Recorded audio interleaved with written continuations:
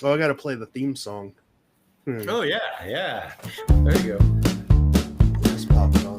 All right, It started with a painting and a cryptic little verse. Now I've got 50 tabs and a marriage that's worse. There's a cask in a park. I feel it in my spine. Or maybe it's a gas leak. Either way, I feel like it would be helpful. Because then we would actually. We argue every week about the shape of a tree. Hey, you know Is that a fence, a flower, or the ghost of John D? I told my therapist, she just stared for a beat, then handed me a shovel and whispered, dig deep. It's the Secret Podcast where theories go to die. We're confident wrong and barely get by. We've got maps and probes and caffeine shakes and a detailed chart of stupid spelling mistakes. When you're like, I'm more ski into it. Like, is that like really Podcast, we promise it's not a cult, but we do have shirts and a Discord and a vault. Oh, wow. Yeah. Okay. So some folks dig for treasure, we dig for proof that a lion in Milwaukee is absolute truth. We've got spreadsheets, lore, and emotional decay, but no actual casks, and that's it's got a microphone, but I haven't been able to Byron get can see us now, I hope he's proud, or at least mildly entertained by the crowd. We've searched, we've theorized, we've made some noise, and spent rent money on broken shovels and toys. We are spiritually rich, but if you'd like to make us slightly less poor, we do have a Patreon. Man, comments aren't showing up. Oh, it's the Secret Podcast where theories go to die. Dave Jetica wants to know how many of us are. We're confident wrong and barely get by. We've got a printout stress and 4-hour debates and a spreadsheet full of minor mental breaks. It's the Secret Podcast. We promise it's not a cult. Peter? I'm Peter. But we do hold meetups and blame the Fairmont by default. That's nice to meet you, Peter. That looks like New York. Are you in New York? I'm in Queens. I have the rare backyard element of a place in New York, which is always outer borough. I mean, you're rare. You're doing pretty good for yourself if you have a backyard in Manhattan. You know? Is it just like 3-4 feet sheets of sod and a couple of concrete pavers? It's a little bigger, but you know, it's not too much bigger. So you know, we got. I went to a friend's house, lived in Brooklyn, and she was like, "Yeah, we got a backyard. We'll just grill." And you walk outside, and it's just the grill. The grill. Yeah. That's all it is. New York is all about space management, you know. So yeah, I guess. I'm wearing a lot of off right now because we have a nice bush, and the mosquitoes love to live here. So you know, it's it's one of the things you got to deal with. I ran out of. I'm still sick, and I ran out of cough medicine, and I've switched to coconut rum. So that won't go bad. A lot of people swear by alcohol to get you healthy. So you know. Well, it's coconut rum and ginger ale, and Nice. isn't ginger ale what your grandparents always gave you when you were sick? So there's something to it. Very good. Cool So stuff. we're talking about New York, I guess. Again, yeah. You're looks like you're the only one here. There was one other guy who was going to come that can't get his camera working, and if he can, he will be here.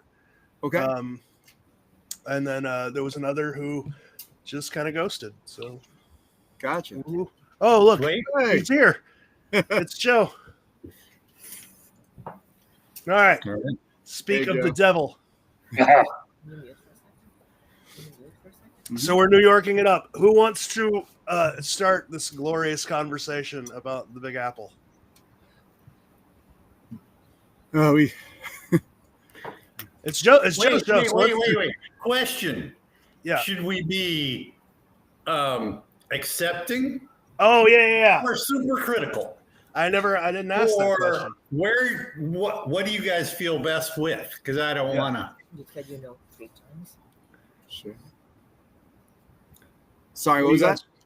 So when you're talking about your ideas, we always like to give the option of how you want us to respond. Do you want us to be like super critical, or do you want us to be like, yeah, kill your darlings? Be critical, all right? Like, I mean, any reaction you have,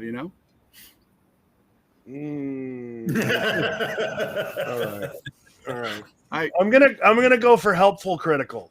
Well, see, I got my spot, and therefore I am super critical of anybody else's spot. Yeah, and I don't have a spot, so whatever. Relax. Joe, do you have preference? Do you want to go first, or? I'll be nice.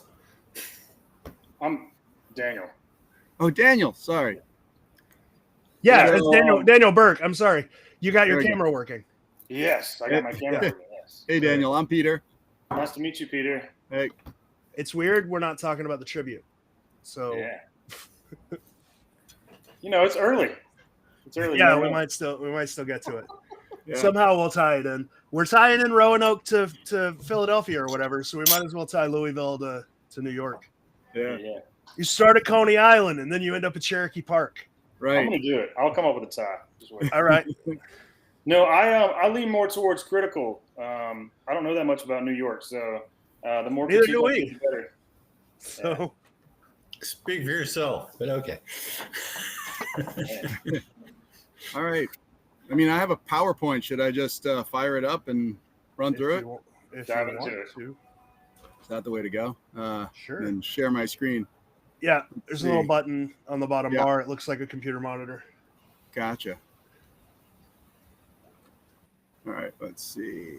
Start with this one. And not shared yet. No, not yet. Okay. I don't want you to do that. No. Okay. Windows is trying to tell me it's going to update in 6 minutes. Hold on. Windows is bad. Don't use Windows. Yeah. Open settings and adjust. Your active hours, whether you want to remember. Can I deal with this for a second so I don't get cut off in 6 minutes? Sure. Yeah, go for it. All right. I don't want to. I don't. Settings. Sunday Funday automatic updates edition. Right. Oh yeah. I mean, just tell it no. People in the comments are like, just tell, but it doesn't work that way. Well, yeah. Yeah, our work computers, they patch Tuesday night, and if you don't have it on, it'll patch Wednesday morning, and you don't get a choice. Yeah. I mean, it says update and shut down, update and restart. We'll wait for you. Yeah, we'll wait for you. Just come back. All right. I'll be back in 6 minutes. Okay. Sorry about this. All right. 6 whole minutes. That's why everybody should migrate away from Windows. Windows is horrible now. It is a horrible, horrible piece of software. I hate it. And you would replace it with? I like Mint. I really like Mint. Bad. Mint's not bad. I really like Mint. I've been using Mint a lot lately because it's just easy. Like everything you need to do is just easy. It's my distro of choice. So yeah. I feel like after Windows went like free. Oh, so he's back. All right, nice. Nah, I joined on my phone, so I'm letting the computer restart. But this way I could still chime in with you guys. But I always feel like since Windows went freeware, since it went just like an operating system to sell your data, basically, it started. Yeah. Definitely. Windows 7 was the last good operating system. Anyway. So what were we like? Yeah, how are we going to fill these 6 minutes? 6 minutes, yeah. I feel like Peter should give us a tour of his backyard. Yeah, right? There's a bush. Oh, that is big. Oh, it is a big backyard. Yeah. Right? And I got, there's my neighbors over there.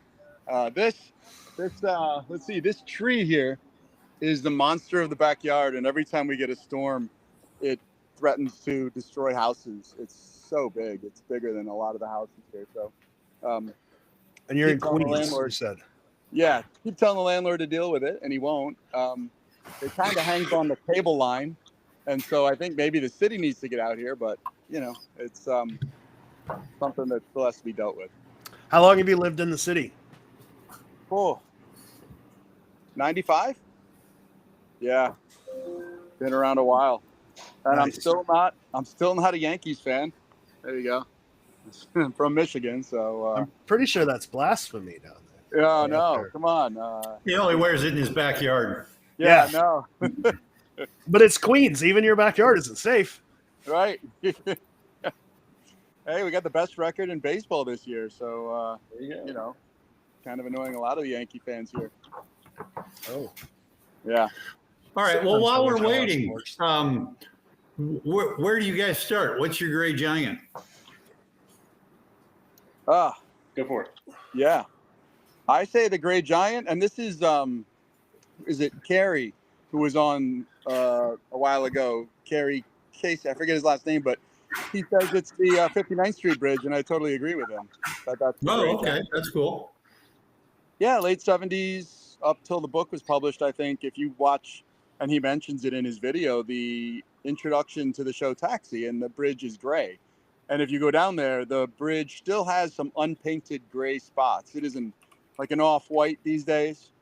But back in the day, it was gray. It's a giant.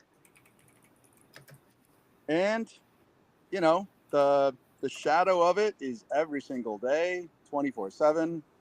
Isn't it on the, wait a second. It's on the east side of Manhattan, isn't it?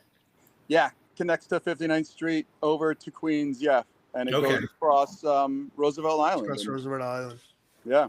That's right there in the middle of her tunic, of her sash. And the gift giver said, don't ignore the obvious. Roosevelt Island's right there in the middle of what she's wearing.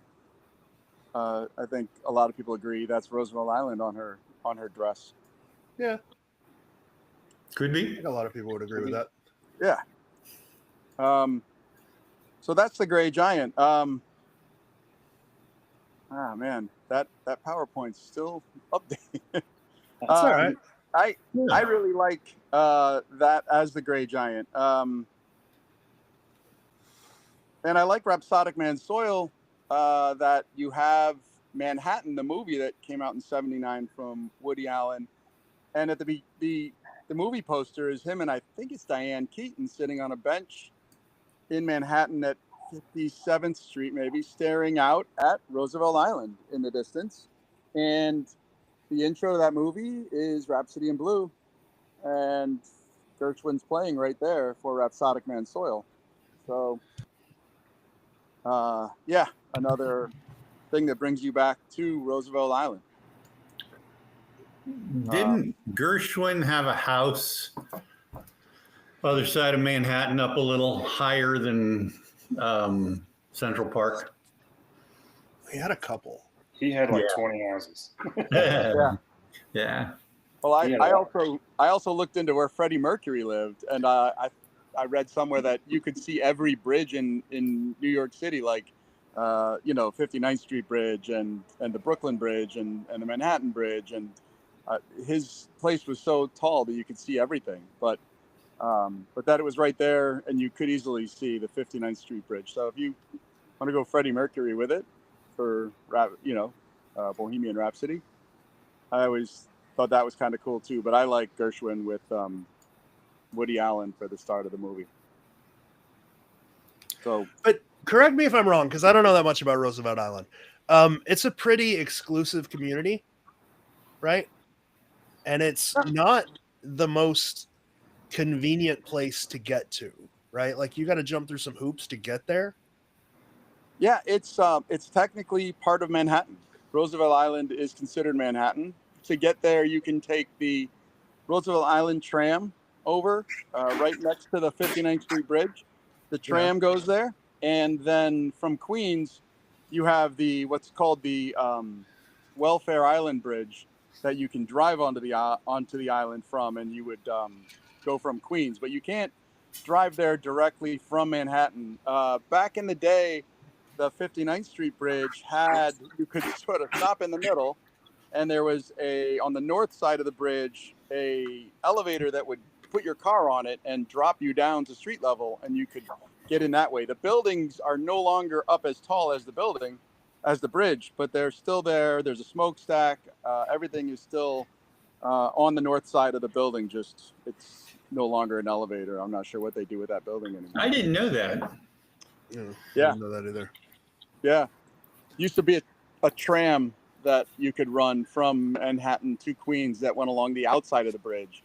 Now it's just a walkway for footpath, or if you are the right hours, you can drive over it on the outside. It's kind of fun to have the East River below you and then the bridge on your other side. So another part of it.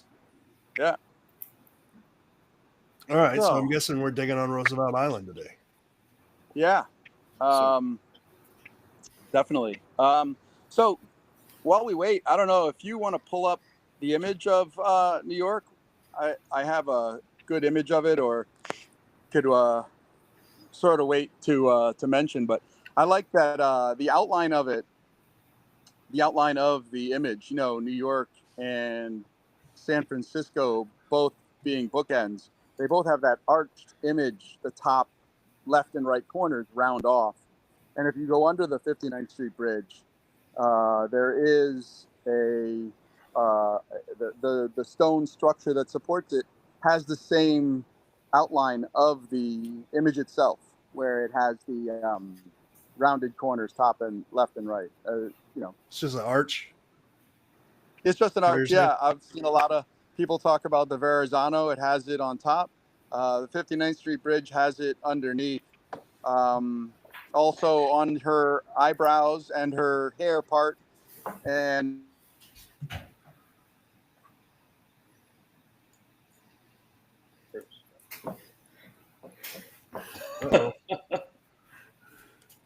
Peter just went horizontal. Let's see if I can fix that. This is the joy of live streaming. This is why we're pros. He's taking a nap. Let me fix you. Oh, there we go. And now he's just gone. This is fun. Yeah. There he is. Back. Yeah. Okay. Sorry. So Mike's still not working. Is it? You hear me? Yeah. I can now. Yep. I hear you, Clem Fandango. Okay, cool. Toasted one reference. All right. I think the laptop's just about done restarting, so I can jump in there. I think Joe joined us too, right? Yeah, I joined. Sorry, I was just Hi, back Joe. from my trip. Hey, what's No, up, you're guys? good. You're good, man. Do you want to go while Peter's laptop's restarting? He's talking about Roosevelt Island. I think you're going Coney, right? No, I'm going to Manhattan. Oh, okay. I think it's Madison Square Park, actually. Oh, okay. Fun. Yeah.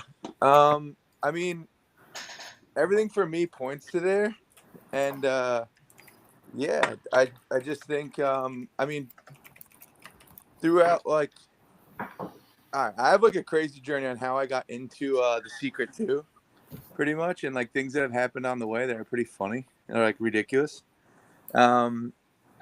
So got into it. I was like sitting on a physical therapy table and the TV's on, and then all of a sudden, boom, Josh Gates popped on. Pretty classic. Expedition Unknown pops on. And then there's one in New York that's never been found. And I was like, this is pretty dope. Like, let's try to figure it out. And then go on there, get the book from Amazon, I guess, read through it. And I'm like, okay, there's little clues in the back. Then we have there's definitely clues in the back of the book that help you, I think, figure out some of them.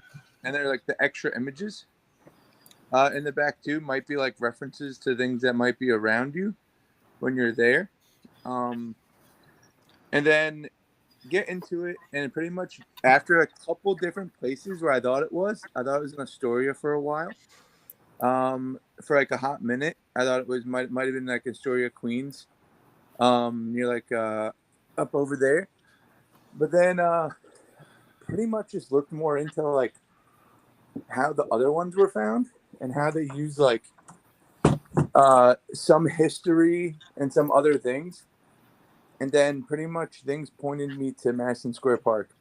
Like, for instance, right, some of the monuments that were helped find, like Chicago, were actually found in like the same people who made them.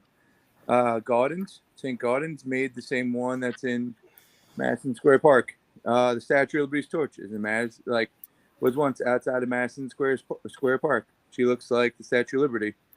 And then, so there's pairing images, right? They said for some of them, like some, like this is what I heard online at least. I've heard that, excuse me, that some of the images help figure out other images, correct? What do you mean?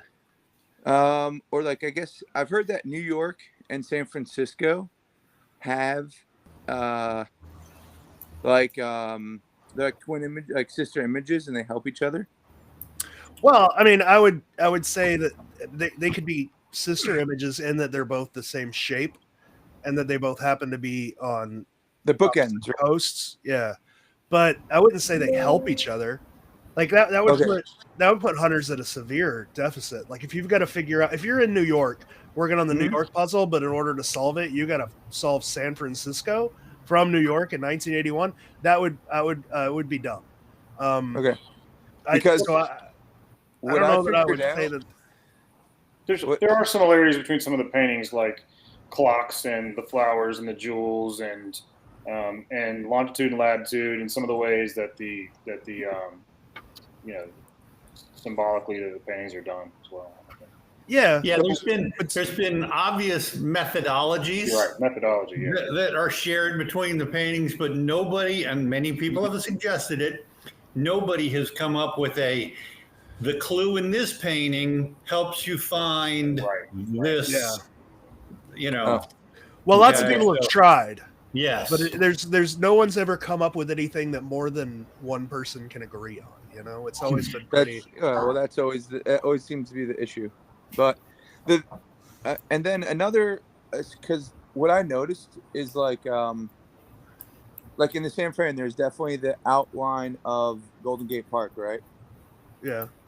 Okay, so I was like, at one point of my like searching career, I was like, well, if there's an outline there, then there has to be an outline of Madison Square Park in this one.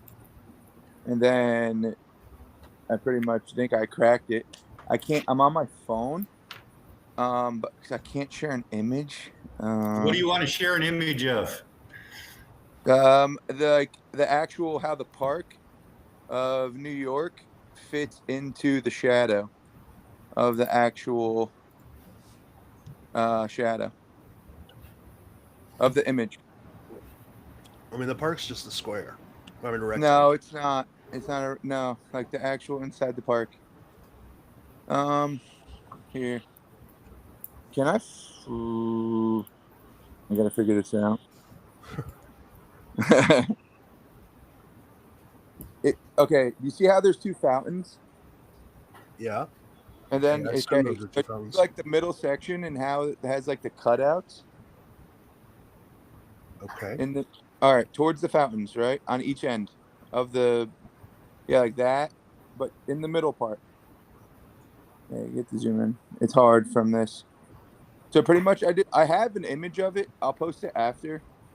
Because like all right, so one time I was poking around and I'm sitting there. Yeah, see the blue highlighted? Yeah. I'm sitting there, I'm poking around, and I have like a prodding tool in the middle of the summer. It's like 100 degrees in New York City. It's crazy. And then some guy comes up to me and he's like, "What are you doing?" And I was like, someone else in the park at the time said it was okay. And I'm like, so-and-so said it's okay. He's like, "Oh, you can't do that." And I was like, "Hey, man, my name's Joe. Good to meet you, Joe Brady." And he's like, "Hey, I'm Tom Reedy." And at the time, my uncle passed away like the week before, and his name was also Tom Reedy. And I was like, "Oh shit, this is crazy." Like I told him that, and I explained it to him what I was doing. He's like, "Oh, you're not actually the first person to come to the park looking for something." Like we've had people come in the past, and they always think it's near Farragut, but I don't. It's like I don't know. I think it's towards the middle, more towards the middle. But I'll post it after. But everything points to here too. Even if you go through the verses too of the actual poem. So yeah. Well, why don't we In the do shadow. that? What? Why don't we do that? Why don't we go through it? Yeah, that's better. Okay. Take us through your poem. Take us through. So, in the shadow of the great giant, right? So, for me, because I'm from New Jersey, but I live in New York now, and pretty much, hey, don't do that. Sorry, yelling at my cat.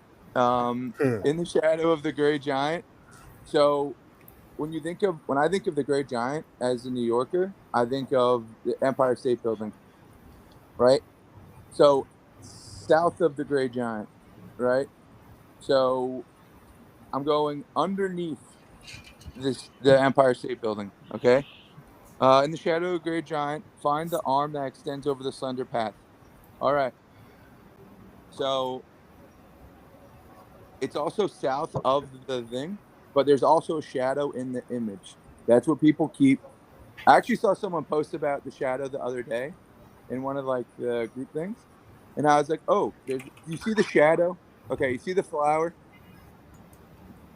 Mm-hmm. Okay, do you see the shadow? You know, everyone knows the S that's in the image, or no? It was still up for interpretation for everyone in the whole internet. The what that's in the image? Say it again. There's an S. So Okay. if you were to turn your phone or laptop sideways, and I'll probably move it. There's a flower, and then there is in her right arm in the shroud, right? There's an S. Okay. So if you made like a Superman S, yep. Everyone see that or no? Okay. Yeah, the S. I got you. Yeah. Okay, that's the south side of the actual park. When you remember the weird little fountains where they had the circles on each end? That shadow actually outlines the one side of the south side of the park. You guys get what I'm saying? And his office was actually right next to the park too, which is pretty crazy. And don't quote me on it, but I think I saw in one of the episodes, his daughter's talking, and I think one of them said like, "Where would Daddy put it?" I think that's like a thing. And she said, when you find the New York one, everything is around you. So I don't know, George. You was that said? That was kind of. They said that they thought that you should be able to see all the clues from the image when you're at the site. Yep. Right after saying they knew nothing about the hunt. Right. Yeah, that's true. Right after saying that. I do. Okay, so I've been doing this for like 4 years, and I do think that they obviously know some of them. I wouldn't say they know all of them. Like Why? New York is probably. Why? Wait. Why? Why do you think that? I'm always curious why people think that. Like, I do a lot of work, and my kids don't know shit about my work. I wouldn't say they don't care. I wouldn't say. Yeah. I wouldn't say the daughters as much. Definitely not. But I think that John Jude Palancar definitely knows some of them. Yes. Well, yeah. Because we're. Yeah. But we're talking about the daughters right now, though. Yeah. I wouldn't say the daughters. Excuse me. Okay. I would definitely say John Jude though, because think about what Byron was doing, right? Back in the day. This is what people are missing with too. He would go around and take pictures, right? Take pictures, write something down, throw this in there, throw that in there. Here's another picture, snap. Here's another picture, snap. Right? And then you're like, and he's sending it to John Jude Palancar, and he's painting it, and then they're revising stuff along the way. Like it was made. It wasn't like when the Earth was formed. It wasn't magically there. Like people act like that, which is awesome because that's how the puzzle and everything like wants you to feel, right? It's using like I can't. It's so hard. Like I want to share my final thing, but the park is actually letting me dig in a couple weeks. They gave me like permission to actually dig. Yeah, dude, it took 4 years. of me like just going by. I've seen this. I work like right around the area, so I gave the guy my end spiel, and he pretty much is like, "Yeah, I think you actually figured it out." I've actually bumped into. I was in Philadelphia one time as well, and I bumped into Andy Abrams. Right, I gave him my whole theory, and he actually enjoyed it. He actually thought I might actually be onto something. We agreed on a lot of things about New York in general. He's also a New Jerseyan. He actually lives like 30 minutes from where I live. So everything's 30 minutes. So, but yeah, that was so crazy. I remember walking if you guys have ever been to Philadelphia in the Remington Market, it's like the craziest place you've ever been, like to get like food, right? Like 1,000 people, you can't move, and I see this head, this gray-haired head, a silver fox, dude, and I go, holy shit, I know that head, and it's Andy Abrams, dude. And I was like, hey, aren't you Andy Abrams? And I saw his wife's eyes roll. Oh my god, it's the funniest thing ever. And he was like, yeah, and he gave me his number. And if George, if we could go back to the actual poem, I think this is where it gets good. Sorry guys, I'm chatting about a bunch. That's all right. So in the shadow of a great giant, right? Find the arm that extends over the slender path, right?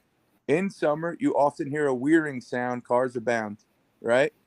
All right, so that's like the first chunk of the poem. So in the shadow of the great giant, there's a shadow in the image. It helps you figure out the thing. So that's where I always thought that San Fran was a sister image to New York but they tried not to make it as obvious in New York that there is an actual shadow that looks just like. I'll post it after on the thing because I'm sick of like, I guess, hiding my theory because I guess people get like secretive about the secret. So the actual shadow with the S is the south side of the park. There's San Fran has Golden Gate Park in the image. It is just making it a little like harder to figure out. Just throwing out there, a lot of people have said that's the NY for New York, but no, that's fine. But okay, and then UN. Yeah. UN, yeah, mm-hmm. Yeah, it's a. It, also, people said it's a rabbit because this one has to do with astrology. So the thing above the S on the right, if you look, you zoom in. There's also a lion's face in it. You guys know? You guys seen that? Half of the lion's face. Yeah. No, I guess. Yeah. Okay. Yeah. Like on one of the Farragut monument, like it has like literally a little lion's face like in it. If you get up close, you could see it. There's like little details that you can only see if you're in the area. And then everyone thinks for the churches that it's like Russian churches and everything. And it's Madison Square, the original Madison Square Garden, right? Used to have like tops like that. And it's literally on the corner of the park because Madison Square Park has is named after Madison Square Garden. I mean, it had towers. I wouldn't go so far as to say it had onion domes. It had similar looking onion domes. Yeah, I'll post the image. I'm gonna post my whole theory in the thing after this. I mean, I'm looking at it. Yeah. I'll see if I can. Can you still see me? Yeah. Okay. Well, not anymore. Yeah. Okay, my screen's black. Okay, but you can hear me. Yeah. Yeah. All right. Cool. It doesn't just disappear. Yeah. All right, George. If I send you stuff, can you put it in the thing? Because I'm technology not savvy. I mean, I can try. Okay.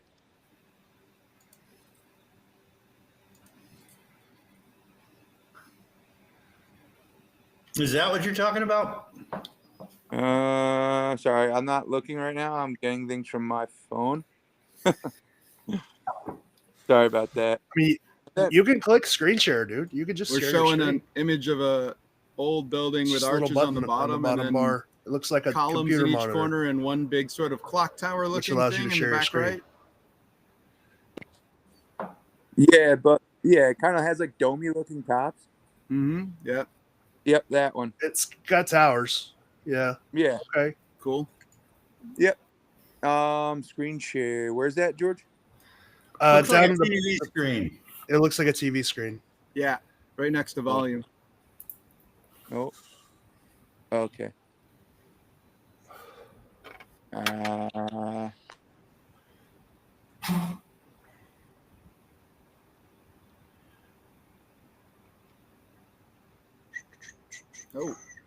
That was the exit button, just saying. Yeah. Did he exit? Yeah, he did. It's next to volume and it's next to exit. Okay. I think one of the things that is so difficult about New York, just in the brief time that I've been working on it, is that anything could be anything. If you're overlaying something like a map, it's like I've heard people say, "Oh, the dress outline is the subway system." I've heard people say the dress outline is Manhattan. And I've heard people say the dress outline is Coney Island. And yeah, it could vaguely resemble all of those things. New York has hundreds of thousands, maybe even millions of streets, and they all have different names, and you could find any of that in the image that you want to. It's what makes it That's so not just a New York thing. That's all the images have shapes and things in them that you can find everywhere. Yeah. That's one of the tough things about this, Even one of the hard things too, I feel like for New York, that I haven't found in the brief time that I'm working on it is there's no leg eater in the New York image. There's no on-site, you're in the right area necessarily that I have seen or found. I mean, there's the Empire State Building. It's the same. I it's the same exact match as the leg eater, but people move away from it. Up for interpretation, right? Everything, they corner, just think it's just like New cars York. abound. Well, there's cars all over New York. I mean, so. I mean, we don't know. What I'm basically saying is we don't know. Actual cars. We don't know if that's like something you should see from else. a spot. We don't know. But I think there's so many a plaque of the Empire open-ended. State There's Building water or whatever, all around the everything. face, whatever. We just don't know. Yeah. There's tons of it. It's difficult to I'm just waiting to see if Joe is coming back to jump back in on his end of it, or I don't. The PowerPoint going to switch back over to the laptop now. So it's weird to me when people ignore leave Madison Park and jump back over to Roosevelt Island. Have you noticed that when people are going through their solves, let me pull up New York again, because he was in the shadow of the gray giant. Find the arm that extends over the solar. You guys are, I don't know. You guys are both talking on top of each other. I don't know. That's me. Sorry. Wait, who's talking on top of each other? I had my other volume on. Sorry. Oh, because I couldn't hear it. I didn't hear you at all. You and Peter. Your name's Peter, right? Yeah. Y'all are both talking at the exact same time for I don't even hear Peter. Yeah. I hear Peter. Hey, Joe.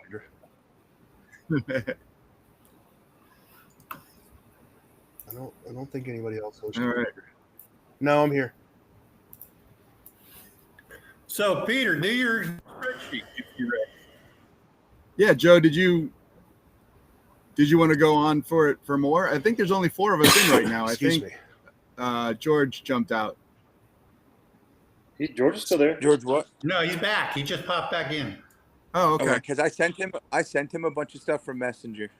It's much easier because I tried doing what you guys said, and then my phone it just dipped.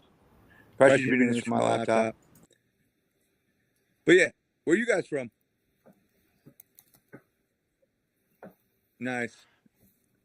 How can you guys hear Peter? I can't hear Peter, and I don't think anybody else can. I can hear him. Birmingham, Alabama. Damn. I can hear him.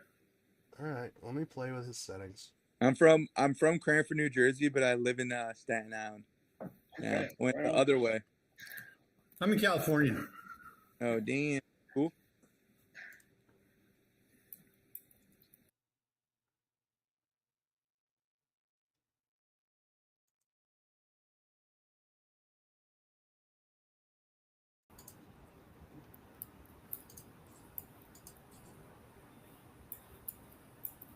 You there? George. Yeah. Okay, you dropped for a second. Yeah, I know. I was trying to fix Peter. I just think he's not talking. Talk, Peter. I'm Peter, here. talk. I'm Yeah, working, I right? can hear Peter. Yeah. Now I can hear Peter. Okay. Okay. He just wasn't talking. on my end. And there's no fixing me, George. I come as is, you know. All right. So where are we going now? What are we talking about now? Back to the actual riddle. And I sent you some stuff on Messenger. I don't know if you could see it. Yeah, it's just going to be difficult for me. Like, I'm already juggling all this stuff. It's difficult for me to share screen too. I know. Maybe sending it to Matt might have been a better idea. Matt.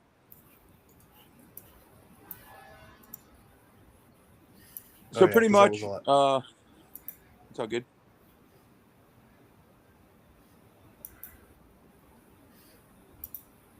So in the shadow of a great giant, right? Mm-hmm. Find the arm that extends over the slender path. Okay.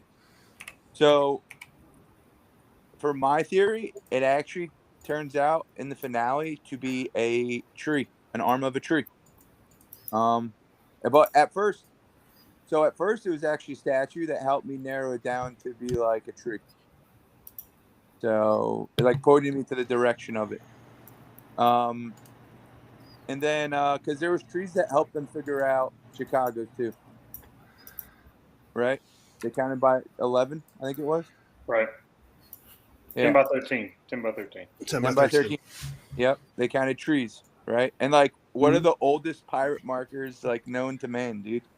Like that's what I think Byron did too. Like some of them, yeah, like help you mark spots and stuff is definitely trees.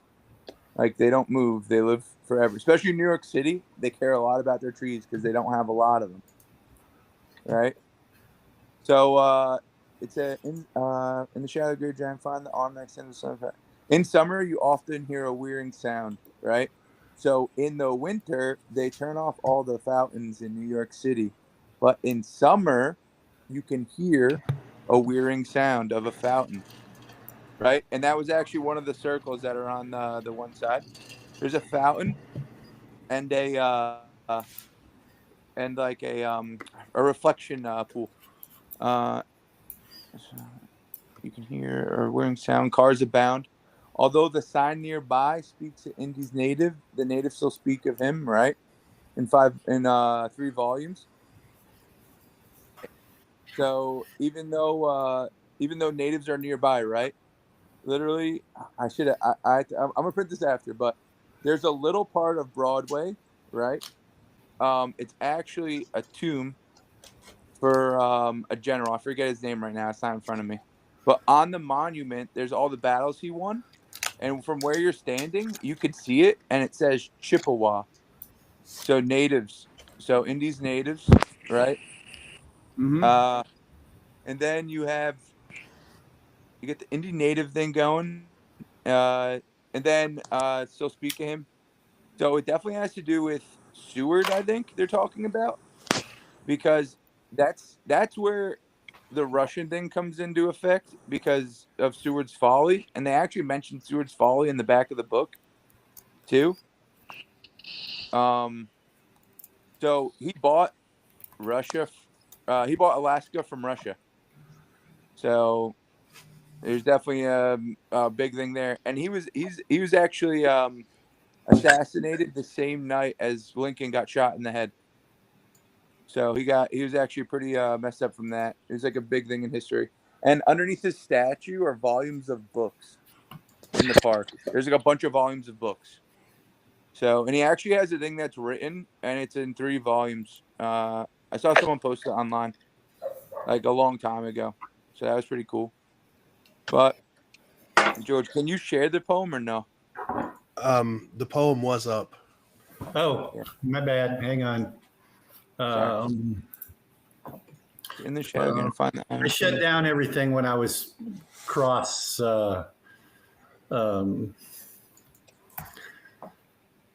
putting up noise. Sorry. New York. Share. Oops, wrong one. Share. Almost hung up. Boom.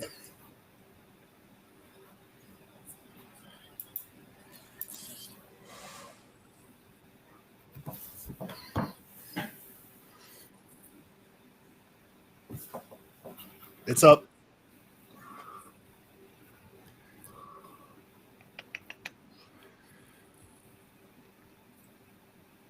The painting is up. Or no, the poem. I'm sorry, the poem is up. Oh, there we go.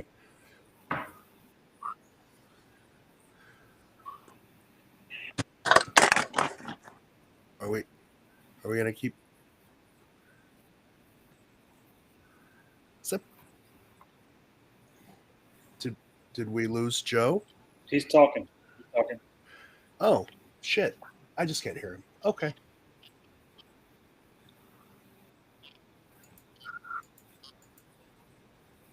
Okay. So take. So they're talking about a V, right? At one of these points. So I pretty much go around the park and I see a V on the ground through where like the park kind of like has like a split, like a fork in the road, right? I stand in the middle. I get my compass out. I walk 22 steps east from that. I look down and I saw simple roots, which it's a tree with a plaque. It actually has a plaque on it. And it says, this is a tree from James Madison's house where he grew up as a kid. I'll post it, but it's like simple roots, like the theory of like simple roots, and then in rhapsodic man soil. That's cool. That just I think that line right there helps you figure out that this riddle gives it is linked to New York, and then in rhapsodic man soil could mean in raised soil, right? Like rhapsodic, like raised. And then the middle of the park actually it's like a little bit more raised than everything else. And it's like, or gaze north to the Isle of B, right? Or it's like, or. So once again, it's a lot of ors, in the riddle, or more, or this, of that. Like, I can't see. So yeah, or gaze north to the Isle of B, right? It could either be the Isle, because there's literally an island on Broadway. It's literally like, I'm not even kidding, 40, like maybe 50 yards. But it's and it's actually an obelisk too.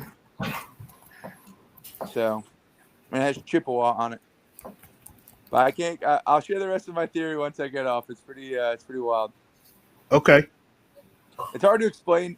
So everyone, like the droplets too, like all the droplets. Everyone's like, no one ever talks about the droplets, and that actually, like, I never understood that. So the droplets for me are actually markers in the park, and then when you're standing on the gem, that like I think like one of them is supposed to be missing. When you're standing on the gem, something actually like appears, and then when I was standing on the gem, something did appear. So Okay. it's cool. Yeah. So right. George, I have a question. Sure. Do you know the one image that JJ so John Jude Palancar has said that some of the images that he makes are like homage to Byron, and some of them like might help you with puzzles? No, no? he has never said that. Okay. He has said that he has made a painting that was where he was thinking about Byron when he made a painting, and that was the Muse and Reverie painting. Is that the one with the trees and the rocks in the one with the trees? Yeah, he's never said that's an actual clue. No, he's never said it was a clue. I think people think John's kind of an asshole. Do you know like how disrespectful it would be to get paid to do a project for somebody's book cover and then just be like, fuck it, I'm just going to make it about this other guy's book cover? Like, that would be super disrespectful. John would never do that. He just wouldn't. But people are always like, oh, all of his paintings have clues to the secret, as if like that's his whole life, and it's just not. I don't know. I can't get over how disrespectful that would be. To be like, I'm gonna paint this book cover for this guy, but I'm really gonna paint it based on this other dude's book. Okay, let's do the PowerPoint. Yeah. Say something. Nope, I don't got volume. Yeah, I keep getting There. chopped up in here. Sorry, I was muting myself. New York gets a little loud sometimes, so. All right. Yeah. All right, so here, PowerPoint. I like how Brody's just standing in the background like, I'm strong. Look at me. Look at how strong I am. What are you cooking? I'm grilling burgers. What's up? We're doing burgers, man. We're doing burgers. Yeah. Party at Brody's house. Yeah, exactly. Burgers and beer. Party at my house. I'm just kind of tuning in to listen because New York's really not like a puzzle that I really worked on too much. So I'm like trying to get as much information as I can to kind of see where everybody stands on it. I mean, I have a spot, but I can't link anything to it. It's just more like I don't know. Yeah. Just like a guess. Well, cool. Let's do Peter's PowerPoint. All right. Yeah. What's going on? Let's see. Choose a file to share. Oh no, it's the TV screen, right? Yeah, TV screen. Yeah. Window. Entire screen. Here we go. And this one and share. All right. So that's everybody. There we go. All right. So here, is it on screen? Everyone sees it? Yes. Yeah, you're good. All right. So Blackwell Park is the end of it. And I'll get right into the fact that it starts with Teddy Roosevelt. Everything is about him. And I could go through all of this and maybe come back to it, but I just want to go right to this, which is the arrow that points to Roosevelt Island. I think this is what John was talking about when he said there's a major clue in New York. And I think it's the arrow that points to Blackwell Park on Roosevelt Island. And I think that's a big arrow that points to it. It's not X marks the spot, but it's pretty close. I don't know. Okay. You guys like the arrow? Sure. Yeah. Sure. It's not the worst thing I've ever seen. Right. I mean, I think it's made arbitrarily. You've just created the bottom part of an arrow. Yeah, I hear you. Okay. All right. So the outline of the image is under the bridge. This is the arch that is the outline of it, and the 59th Street Bridge is that the truss and the structure. The nose goes straight down. So this is another part that's right there on Roosevelt Island. Let's see. Then we have, when you get to, what happened? There we go. When you get to Blackwell Park, there's a basketball court right there. And you have that extra line that is under the windows at the top. And if you have a basketball key, the line, there's a separate, line with the square in the top of the key, I guess, right? So you have basketball courts right there, and the wall we're getting to is right next to the basketball courts.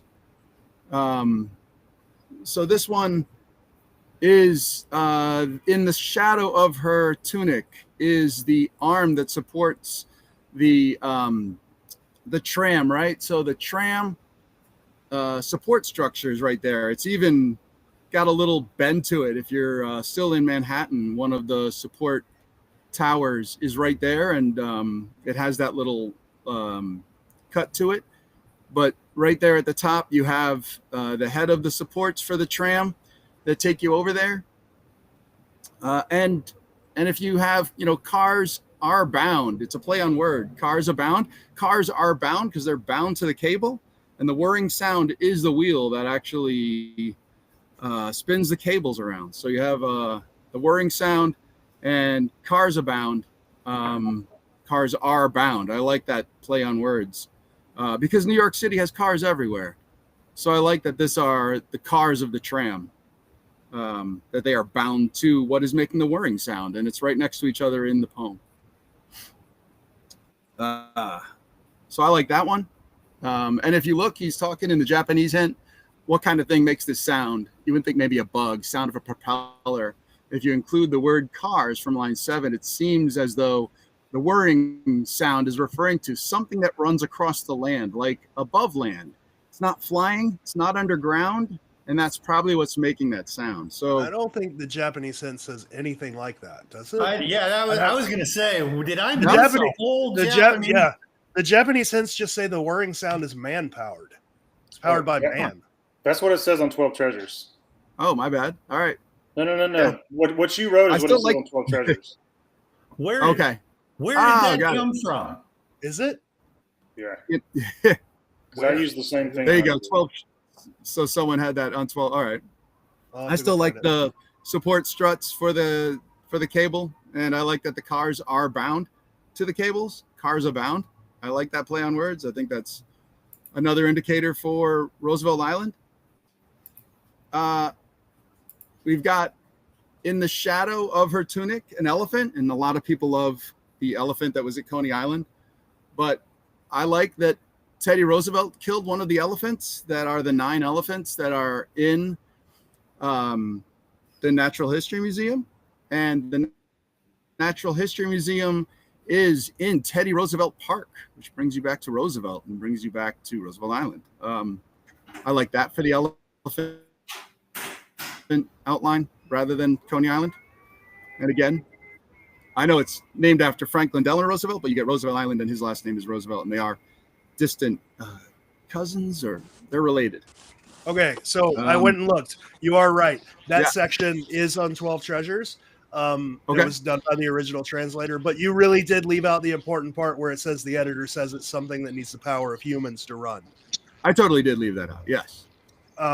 Which seems to be important. Like the rest of it's just telling you it's something on land. It's not something that flies, which would eliminate these trams because they fly. It's not something underground, so it's not subway cars. It's something that runs across the land, which wouldn't be trams, and it's something that needs the power of humans to run.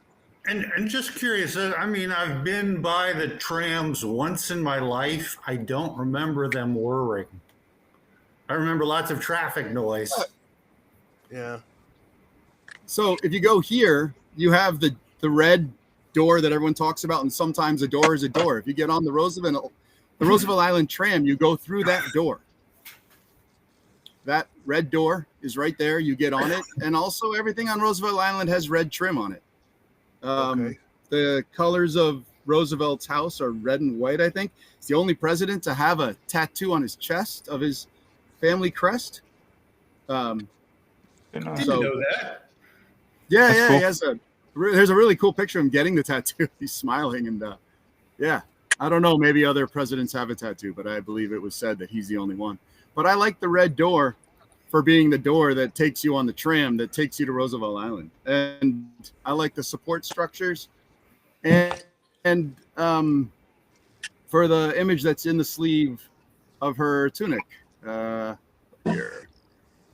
I like the outline of her tunic having that support structure. That there's a lot, I think, that does go to the trams. I know there's the human power part.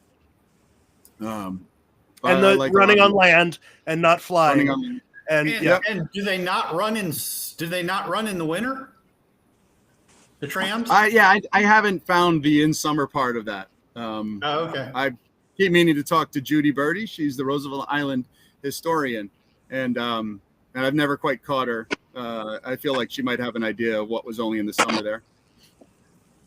I remember in the getting secret, I thought it could have been Roosevelt too, like because it kind of looked like the tunic part as well. You're breaking up. Going down. Yeah, you're breaking up. Yeah. Oh, I'm gonna come over here to all of the circles at the top, which are cells or viruses. On Roosevelt Island, there's Strecker Laboratory that did way back in the day, laboratory work. When you were coming to America, you were sick. You were sent. You would come through original Castle Gardens before it was Ellis Island, and if you were sick, they sent you to Roosevelt Island. You have all of the hospitals there, the smallpox hospital, the insane asylum. There used to be a prison there. It's just been used for a variety of things. But if you look at the bird itself, it has the cells in its body, and it also is sick. So if the bird was coming to America, immigrating, and then it would travel and go to Roosevelt Island. I like that the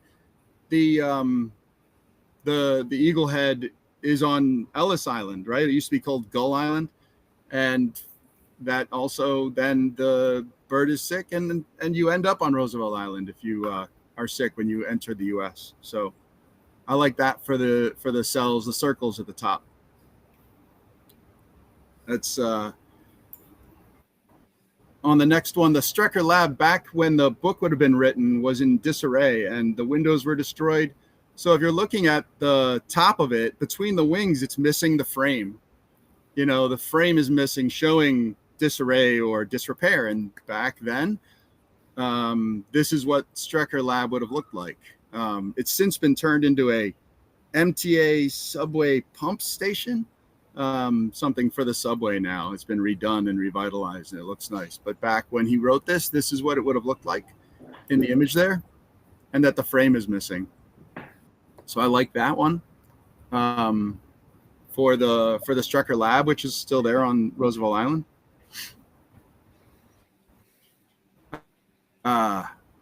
In here we have the church that everyone's talked about, the one on 97th. Joe was saying earlier the domes on the old picture at Madison Park. I like that this indicates the Russian Orthodox. It is the main clue for a Russian theme of the New York image. I like that this is the indicator of Russia. I like in the water, the whale is sort of the eye of the whale, and the whale is in the Natural History Museum, which again is in Teddy Roosevelt Park and brings you back to Roosevelt. But the Russian part, it talks, and I think this is one of the big Russian parts, is that the flower she's holding is a chrysanthemum. Every Japanese passport, it has a chrysanthemum on it. It's the Royal House of Japan.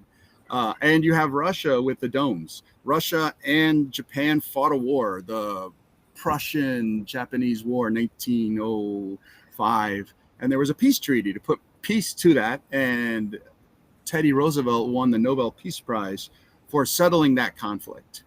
It also, if you supported Teddy Roosevelt, you wore a chrysanthemum on your lapel to show your support for Roosevelt. Again, that's the flower she's holding. It's his birthplace is in Manhattan, and you can go to the museum of his birthplace, and that's one of the pins right there that shows your support for Teddy Roosevelt. So again, Teddy Roosevelt, that war being the peace treaty, being settled by him and having won the Nobel Peace Prize, brings you again to Roosevelt. So more parts of it. I like this. The red door, we talked about that for the entrance to the tram. In the water, everyone said that this is Hamilton and a lion. I like teddy bears. The teddy bear is named after Teddy Roosevelt.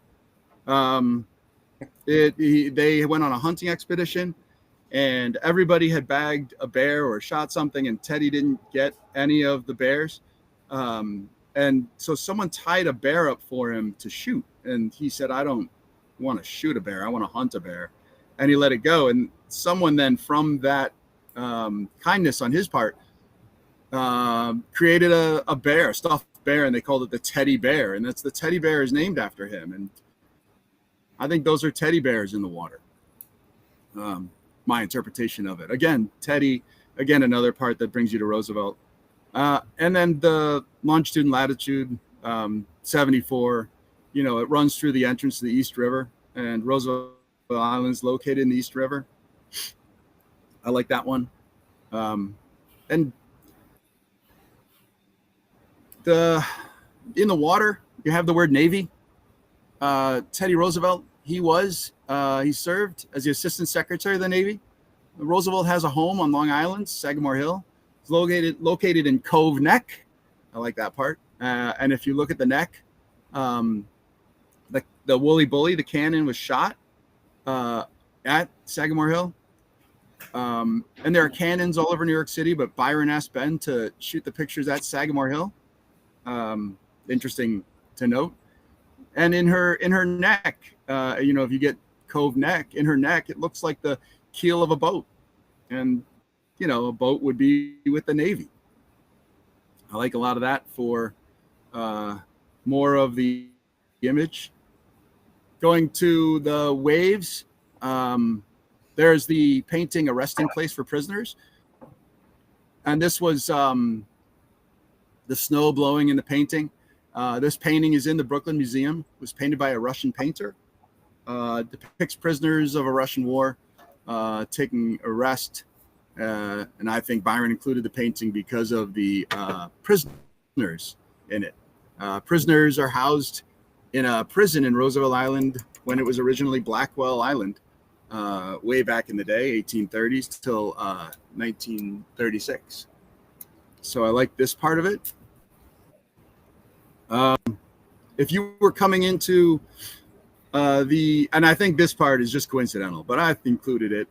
If you came in back in the day to Castle Gardens, you would enter the southern tip of Manhattan before Ellis Island, and you would actually travel what is now Franklin Delano Roosevelt Drive, the FDR, and exit 12 is where you get off to go to Roosevelt Island, and the image is image 12. I think this is purely coincidence, but I like it. It's kind of, again, more Roosevelt stuff, and exit 12 being 12, and Castle Gardens being the original place where you entered the U.S. if you were immigrating here.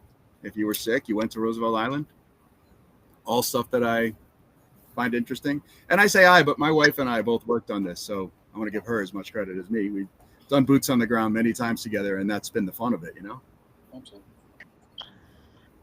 I really like that paint comparison with the waves. That's like the first time that I've ever seen that. Yeah, it's good. Oh yeah, a lot of this was posted on the Facebook page, and when we had Roosevelt Island as our solution, things just started coming around to Roosevelt Island. In Boston, right, when you're looking around and you're seeing the Constitution and you're seeing the stairs and you're seeing all these things in the dig spot. There's so much more that comes together when you get to that wall, and we're getting there, but more stuff to come.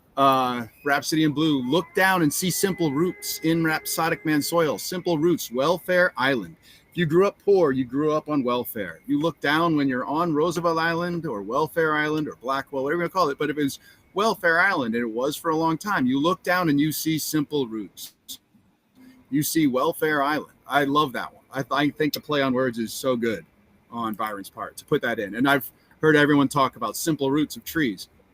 It's like cars abound. There's cars all over New York. There's trees all over New York. I don't go with roots being roots, and I don't go with cars being cars that you drive. I like this. It's one of my favorites, Welfare Island being simple roots. Big fan of that one. I love that in her sleeve you have the cover of the album of Rhapsody in Blue.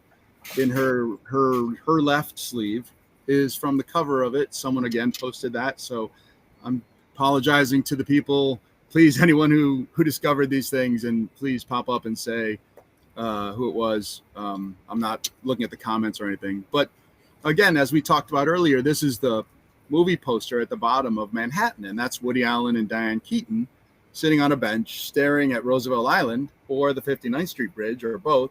And the beginning of that movie is Rhapsody in Blue. It plays right off when you watch the beginning of that movie. You can go on YouTube and see it. Great piece of music. And again, if you get to this movie and you get to Roosevelt Island, you get to the cover of the music, of the sleeve of the record, I guess would have been. And that's what you come to for that. I'm going to jump over to Roosevelt Island. And when you get to the wall, there are smokestacks across the water. They are the Ravenswood power plant. And the negative space behind the wings are those smokestacks. I so many times. My wife and I were there, and I'm looking and I'm going, yeah, those smokestacks have to be in there. And just not too long ago, I realized these are not only the smokestacks down there. You have 3 that are the same height and 1 that's smaller, which the one on the left is smaller. And then you have smoke coming out of them, which is the white that comes up the wing. So the smoke coming out of them, you know, the blue would be the sky behind it. I love it. It's really cool. And the bridge you would travel on if you're coming from Queens and not taking the tram would be the Welfare Island Bridge, a reminder that it's welfare. And I like that the colors of the bridge, there's like a white behind the sign there where it says welcome to Roosevelt Island, and then a dark purple. And there's 2 panels in the image that are like a dark purple and an off-white. I don't know if that's correct or not. There's a school on Roosevelt Island and their school colors are a purple. I don't have anything for those colors really definitive. But I like those smokestacks. I thought those were pretty cool. That's what those wings depict. So I don't know about this. This is me stretching, and my wife and I threw this in myself, that there's an anvil in there, and you know, anvils are for blacksmiths, and blacksmiths work with metal. And there's a building in Manhattan. The Roosevelt Building is, you know, one of the best versions of metalwork, ironwork in a building, to have it on the facade of the building. Probably not part of this, but I think we've all done deep dives on little corners and rabbit holes that take you to other things. So I threw that one in. I like that when you're on Roosevelt Island, it says or gaze north to the Isle of B. Right? It used to be called, it's called Ward's Island, but it used to be called Great Barnett Island. I think Brother Island's also up there. So when you're on Roosevelt Island, it's like technically north. Technically, you would gaze northeast, or northwest, I guess. But you know, still in a north direction to see these islands, which would be Great Barnett Island. That's your Isle of B. And I again want to mention Carey, who came on before and went through this. I watched his videos, and he starts with the gray giant, and I loved it. And from there, he came up with the slender path, that there's 2 sides. You know, Roosevelt Island is in the East River, but the narrower path would be on that side, on the Queen side, over there by Ravenswood Power Plant. The arm would be the Welfare Island Bridge, and the path is going down to it. And if you get down to the Gray Giant, if you're talking between the Gray Giant and the arm that extends, and you're only taking the middle section of Roosevelt Island, Blackwell House, which is one of the oldest buildings still standing in New York, is right there. The park is right off the back. And yeah, this is, I think, the slender path. I really enjoy Carey's solution on that, and incorporated it here. I like that Dickens is Chickens Dickens, and that, you know, he visited New York. He came to Roosevelt Island. He went to the insane asylum. It was called the Octagon, or I don't know the technical name. It's now a very beautiful high-end luxury condos or something up there, and it's still there. The main part of it is still there. It's still beautiful. And the other part is that the sign nearby on the Blackwell house is the sign in the front. And, you know, it talks about the guy who was living there. The Canarsie Indians sold Roosevelt Island, or what was Blackwell Island, or Hog Island, I believe was originally called, to the governor, Van Twiller. He was an employee of the Dutch West India Company. So that would be your Indies native. I know everyone loves Hamilton, but I never get to Hamilton in this solution. I couldn't find anything he did on Roosevelt Island. Hard times, you know, the Dickens, I think we've all gone through that with Dickens. But again, Dickens visited Roosevelt Island. I love that part. And this is the Chicken Dickens part that I think everyone's familiar with. And this part, take twice as many E steps as the hour or more from middle of one branch of the V and look down. So if you are at the plaque on the front of the Blackwell house, you have Mira Chimera. In her wings, she has the circles that reference that it's New York. And she talks about how do I look like from the back? And when you turn around the Blackwell house and you go to the back porch, there are steps that take off the back. There are 5 steps when you first walk off the back of the porch. And then you cross a sidewalk. But assuming that that sidewalk is still just one big step, you then get to these brick steps at the back that go through the trees. And they're, 4 or 5 feet long each. And you just count them. And I might be able to show you my video of me walking down them. But you count 5 on the top. And then you go across this sidewalk. There's 19 more steps. You come to a big landing space. And you have 3 more steps down. And that brings you to a wall that is the wall that's in the sleeve of her tunic. And there's 2 walls. There's 2 sides. It makes a V. You get right there. And let's see. Yeah, so never mind my shading on the back. I originally put it down there. So if you look at this image on the right side where the red arrow is, you're coming across, and the first step there is 19. Then you go 20, 21, 22, and then 23. I like the idea that it's twice as many steps as the hour, being 11 o'clock is 22. Someone said it can't be 24, or he would have made the hour 12 o'clock. So it's 23. 23 steps ends there by this wall that is in her sleeve. We've seen sleeve work before with the leg at Boston and things. And my wife and I loved that it was the big wall, which is where the 23rd step is. But if you look, it's a lowercase v. So it would be the small side of the wall, which is where the red arrow is. And our belief is the treasure is right there on that small wall. That's the red arrows right there that walk off the back. You can see straight ahead. They go through the trees. And you count, and it's 23 steps. Mira Chimera even says on the wall, right here. It says Mira Chimera on the wall. What do I look like from the back? You go to the back, and you get to the wall. The wall is a retaining wall. And that sums up our solution. I've gone on for a while, so I know you guys said you'd be critical. Please. Oh God, you don't want us to be critical. I think I figured out my problem with most of the searchers, mainly that use the back of the book, but that also kind of go off on wild tangents. And it's that there, and reminding you did tell us to be critical, and you did tell us to just tear it apart. Sure. Those type of searchers tend to just ignore everything in the verse. Just leave vast amounts of things out of the verse and then just replace them with shit they found online. There's nothing that you've explained that, number one, gets you to Roosevelt Island. The things that you've explained from the verse in Roosevelt Island, you've explained incorrectly or have been completely refuted by the Japanese hints. And then you've just added things. You've added things that are like, oh, this is cool. It points to Roosevelt Island. These stories, these paintings, it was like somebody in the comments mentioned when you were like, oh, Dickens is in the verse and he went to Roosevelt Island. Dickens went all kinds of places in New York.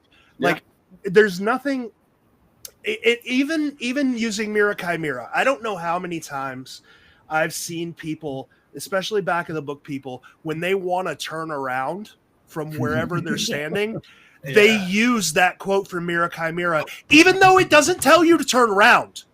It doesn't say anything about turning around. It says, I wonder what it looks like from the back. It tells you to go to the other side of something, right? If you were going to use it for anything, but like people use it in Cleveland, people use it in Boston, people use it everywhere.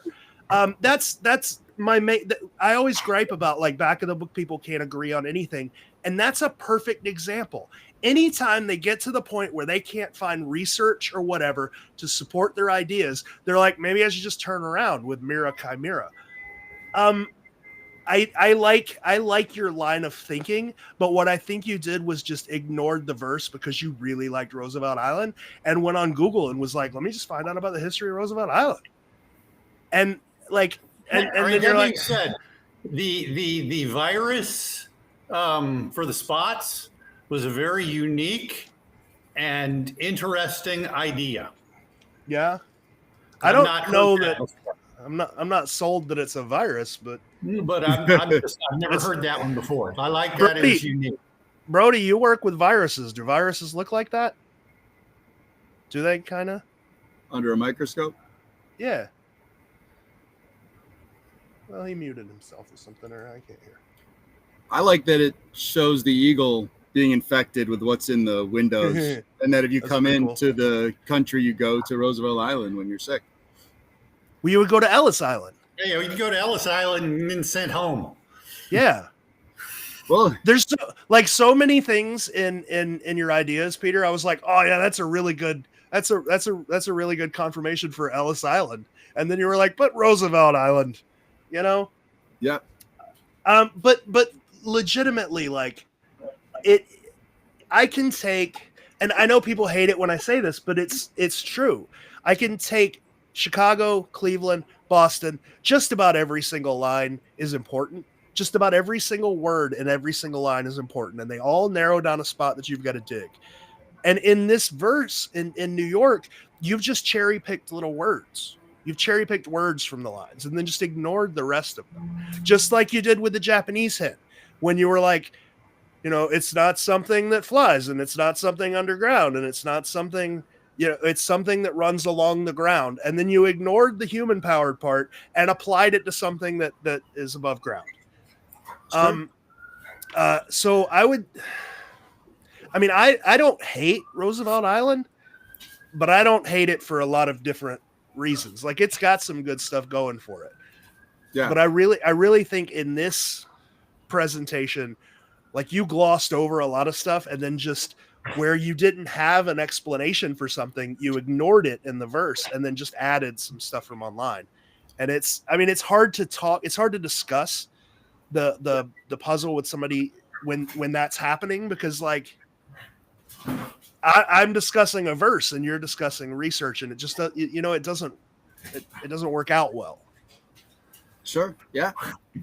I think there's a lot of good here, and then like you said, there's some things that are missed or what do you think is the best? What do you think is the number one thing that points to Roosevelt Island? What do you think is your strongest? That arrow right there. And I look down and see simple roots, Welfare Island. I think that's a great play on words. But I think the example, I mean, the retort I would do to that is you created that arrow, bro. That arrow shape is not in the painting. Look to the right. It's right there. It's shaded. He shaded yeah, and then there's a line right through it.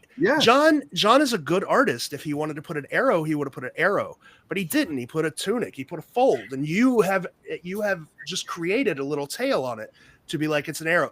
You probably would have been better off leaving that tail off and just being like the triangle points straight up. And these people have also said that shape is also Manhattan. Yeah, people have said that shape is all kinds of things because it's a triangle. Yeah. Oh yeah, or mirrored that it's a puma head at the entrance of Brooklyn Prospect Park. Yeah. I don't know. Give you feedback, Barry. Yeah. I like a lot of this. But I appreciate that. Yeah, there's definitely not 100% match on every single thing throughout. But I do like how many times you come to Roosevelt. You know, the elephant being in the Natural History Museum that he shot, and it's in Teddy Roosevelt Park. But that's not in the verse. That's just some stuff you found. Well, there's a picture of an elephant. There's a shadow of an elephant right there. But where is that picture located? Like, do you see that when you're there, or the elephant? Yeah. I mean, the shadow of the elephant's in her right side of her tunic. Right. But how would I know that he shot an elephant? Well, if you have an elephant, right, and you go, well, what are famous elephants in New York? And you would come up with the one that's in Coney Island, and you would come up with the 9 of them that are in the Natural History Museum. I don't know too many other famous elephants in New York. I mean, Barnum Bailey Circus probably came in a lot, but you can still go see this one. This one's still there, and the park that the museum lives in is Teddy Roosevelt Park. That's not made up, and I know it's not part of it, but the elephant shadow is there in her tunic. So the two most diehard concrete examples you can give is the arrow and an elephant. Yeah, Welfare Island. I like look down to see simple roots. I like the. Well, you do like Welfare Island is good for simple roots if you ignore the rest of the lines around it, where it's like walk down here and then look down and see simple roots, where you're like, oh, it's a sign, you got to look up. Like it's yeah, that's what I mean by like these verses are cryptic enough without just leaving out half of the lines. Yeah, you know. Yeah. I like the red door that you walk through to get on the tram that takes you to Roosevelt Island. I think that's. I do like that. I do like the door. Do you have? All right. So the question I would ask is, do you have a period picture of it in 1982 as a red door? Well, the question I would ask would be the line. The hint for the line tells you that it's something on the ground powered by man. Why are we looking at a tram? Like a tram goes against the words of the hint. The hint says it's not something that flies. And it's I something didn't hear that runs along the ground. When I was there. Yeah, and there's no like, what is whirring? And it runs in the summer. I mean, any cable car that you get on, like if you go skiing, that you hear whirring on those wheels when it's going over. Anything that's a cable running on a cable is whirring. But would you often hear that? Like. Would you hear that in the summer only? Yeah, I don't have the summer part. Yeah, I don't have that for sure. But I do like the door being a door that you walk through to get on the tram that takes you to Roosevelt Island. I mean, I like the idea that the painting, that red square, could be a door. What about the windows? The windows. Is it that door? Or on the hospital? I don't know. Only if like the rest of the verse is wrong. Yeah, I like if like yeah. I enjoy that the onion domes are Russia and that the chrysanthemum is Japan. They fought a war. Teddy Roosevelt settled it and won the Nobel Peace Prize. Byron liked to educate. Somebody in the comments wanted to point out to you. Somebody in the comments wanted to point out to you that the flower that you have in that button is a carnation. It's not a chrysanthemum. But it All right, but no, Byron liked to educate. In none of the other casks found do we have real examples of Byron liking to educate us. Yes, he referenced literature, but that literature history of Cleveland. Yeah, those literature references were self-contained. They didn't extend past the verse itself. Yeah, true. And I don't think I understand the Russian reference you were making. Like, why is Russia important to this? The onion domes represent Russia, and the chrysanthemum is the flower she's holding, which is it's on every Japanese passport. It's the royal seal of Japan. That's Japan, not Russia. Right, but they fought a war. Well, so did a lot of other countries. Yeah, Russia and China. So did Russia. Yeah. But I don't see anything Chinese in here. I see a Japanese part and a Russian part, and you get the war from them. And then Roosevelt was given the Nobel Peace Prize. Wait, you saw one flower that's Japanese. And now we're at a war with Russia and Japan. Yeah. And a Nobel Peace Prize. Like, a lot of shit happened during that war. Yeah. Only one of them was a Nobel Peace Prize. And we're still arguing if that's a chrysanthemum or a carnation. Or a carnation. Well, in the image, I mean, people wore chrysanthemum to support show their support for Teddy Roosevelt. Yeah, you're using circular logic there. Because Teddy Roosevelt's involved, it must be a chrysanthemum. Not, here's a clue that leads us to Teddy Roosevelt. Sure. I've heard a lot of people say it's a chrysanthemum. It could be something else, totally. I like the smokestacks in the wing. I don't. There's smoke coming out of them. There's 6 of those in your picture. There's 2, maybe 3 in the illustration. Like, if those are supposed to be smokestacks, if John is just really, really, really bad at drawing straight lines and illustrating smokestacks, you have 3 and a triangle. And the smoke's coming from beside him, not out the top of him. Not out of the top of him. Yeah. Wind could be blowing them out of him. Could be just out of the side, like maybe the war, maybe the Russian and the Japanese war, they bombed the smokestacks and there's big holes in the side that's blowing the smoke. Yeah. I don't know, man. Like, I would encourage you to keep looking at Roosevelt Island, but sure. I'll give you the end of this story. My wife and I have dug both walls. And I'm not sitting here with a cask in my hand. That said, you know, I would like having dug them with permission. I've worked with the people here to get that permission, and I mean that's noble.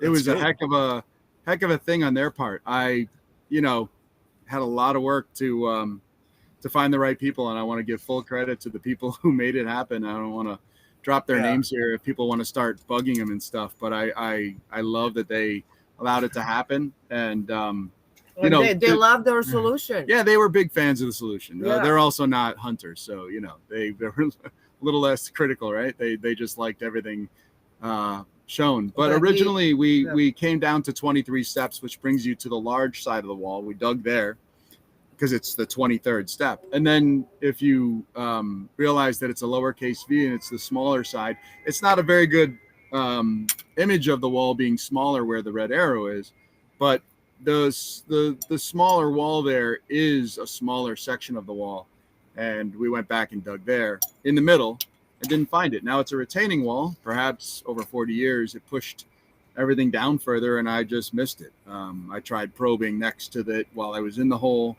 but you know, didn't come up with it. So I don't know. But I love that it's, when you're off the back, it's 23 steps from the Blackwell house that gets you to the landing that the wall is in, which is, you know, the image in her sleeve in my solution, in my ideas. Yeah. I mean, I like that part. Roosevelt Island's good for a lot of reasons, and I wouldn't discourage you to keep looking there. No, but definitely. I think I would start over from scratch, but I would, you know, keep looking. The tough thing is the whole southern tip of the island, and if you count it's above the Gray Giant being the 59th Street Bridge, the whole southern tip was redone, and they've put in a new college campus. They used to have nursing dorms down there. The whole southern tip is a federal park now, 4 Freedoms Point down there, I think, and it's you know, there's nothing you're going to find down there. The smallpox hospital you see on Roosevelt Island is really old and Gothic looking. It's incredible, but it's not open to the public, and you're not getting in there now that it's a federal park. But yeah, the island itself has done a lot of changing. If you look at pictures of Roosevelt Island back when this would have been buried, if it was on this island, Byron would have had a simple time putting it there. There was no buildings. There was not a lot of stuff going on. Roosevelt Island was in a state of disarray before it became what it is today. So that's to end it. Yeah, that my wife and I have dug there and have not come up with the cast. She's wearing a white gown. Like she's in asylum. Yeah, the white gown she's wearing would reference the asylum. You know, when you're in an asylum back in the day, you would be wearing a white gown. Are you suggesting that the Statue of Liberty was an asylum inmate? No. Well, only the face is the Statue of Liberty. Right. We like the face of the Statue of Liberty, but not her gown. No. I do like a gown. Yeah. Well, it's a tunic.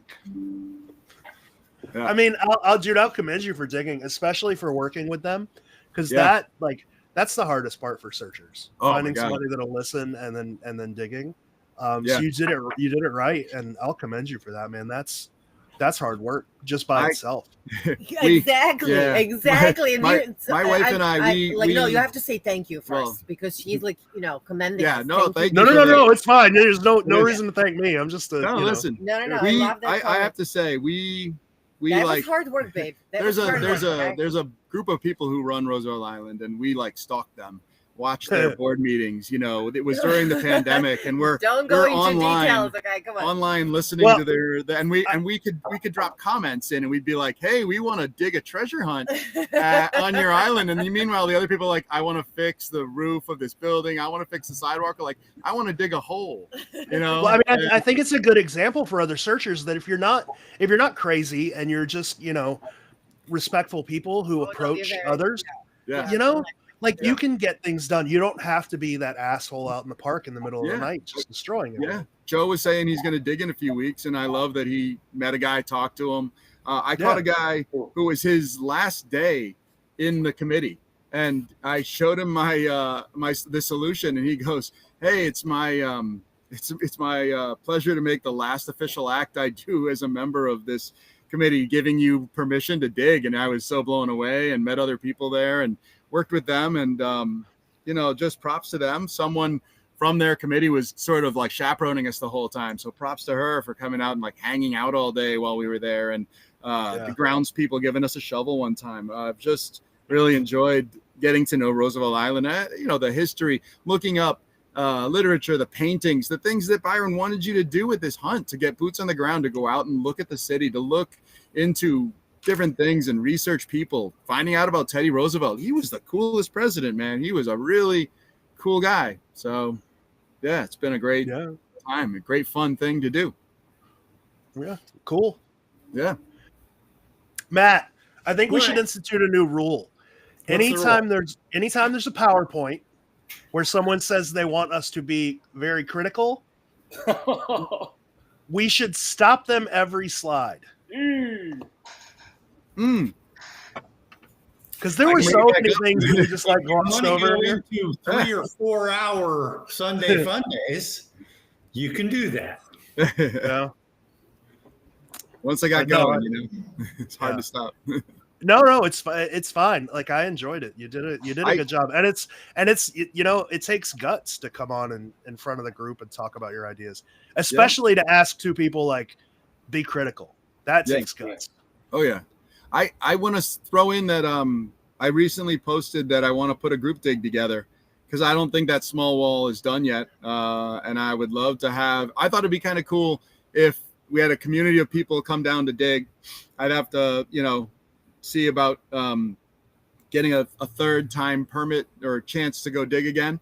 And then if finding it, I thought it would be really cool to have it live in the Blackwell house, which is right there. Anyone could come in anytime. It's open. I think most days of the week you can visit, you can see the treasure. Hey, there's a lot of history of Roosevelt Island in the Blackwell house. And if it is there, I thought it'd be great. It could live in the Blackwell house so people could view it anytime and come see it. I thought that's a really cool idea. So if you want my honest opinion, which you didn't ask for at all, a lot of people like to advertise group digs. I would advise against that. Yeah. Because you can control how respectful you are. Sure. To the land, to the people who work there, but you can't control how respectful other people are. And this is a hard lesson he learned. I had a group dig once where someone basically destroyed my entire reputation with that park company. Wow. Just by being a huge asshole and ignoring everything that they said. And like, I would maybe not do a group dig. I mean, do it with people like do it with your friends. Well, I would hope everyone who likes the idea of where this solution goes to, that they would be respectful and not go dig, and be respectful of the fact that I've already dug both walls. And, it would be nice to put together another dig to further explore that small wall. It is hard to get, digging 3.5 feet. It's tricky. Even with permission, you're going down and you're widening the top, and you're putting a tarp down and you're putting that dirt on it. You're going to put it all back, but it's work, man. It's a lot of work. So, it is. Yeah, it is. Do the math and figure out how much weight of dirt you moved. You'll stun yourself. Yeah. So, yeah. Well, right. I thank you guys for the feedback and appreciate Thank you for coming on. Yeah. Yeah. Is there anything else we want to talk about? We still have 20 minutes. I have a PowerPoint, but I don't know how late you want to go. So I don't care at this point. Well, we're good. How many slides you got? Hey, how many slides are there? Probably not quite as many. This is like, I've got a 600 page PowerPoint presentation. I could probably go through it relatively quickly. So go. Maybe, go. And you guys can be quit talking, post it. Huh? Quit talking, share it. All right, let's do it. I don't think there's been a single time that you've shared a theory where I haven't went, whoa, okay. So yeah, let's do it. All right. So I click the screen button.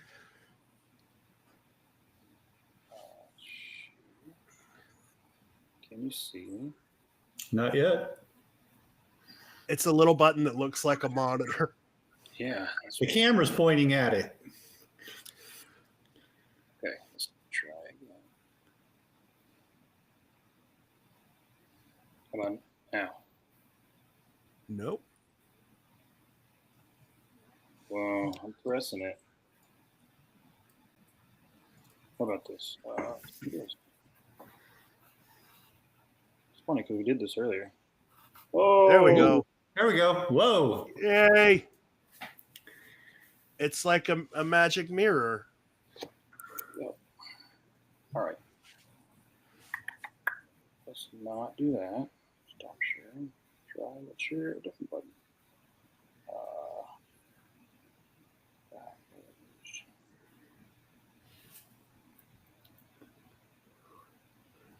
This is the best part about Sunday Fundays. Yeah. Is your PowerPoint actually running? It is. It's a PDF. Yeah, it's. Or you should make your son play the drums because he's just wandering around behind you. Have him play our intro. Okay. I'll go get him. So share entire screen. I'll click it. Share. I'm sharing, but it's not sharing. Me and computers tonight. That's fine. It's something that I really want you to see. So. Oh, cool.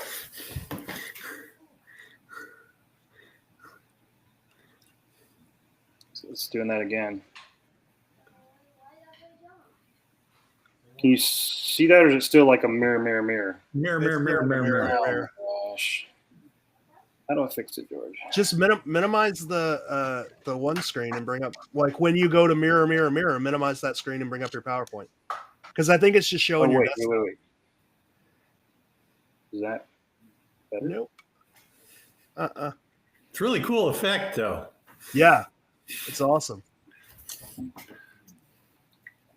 Okay, well, now I don't know where you guys went. This is awesome. I'm so sorry.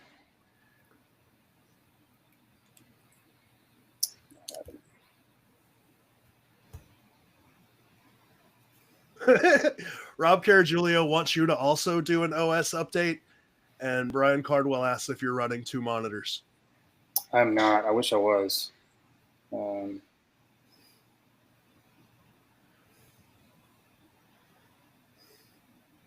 It's going to do the window. Does he take requests? Can we do some Rush drum solos? Neil Peart? I'm trying to teach him that now, man. Nice.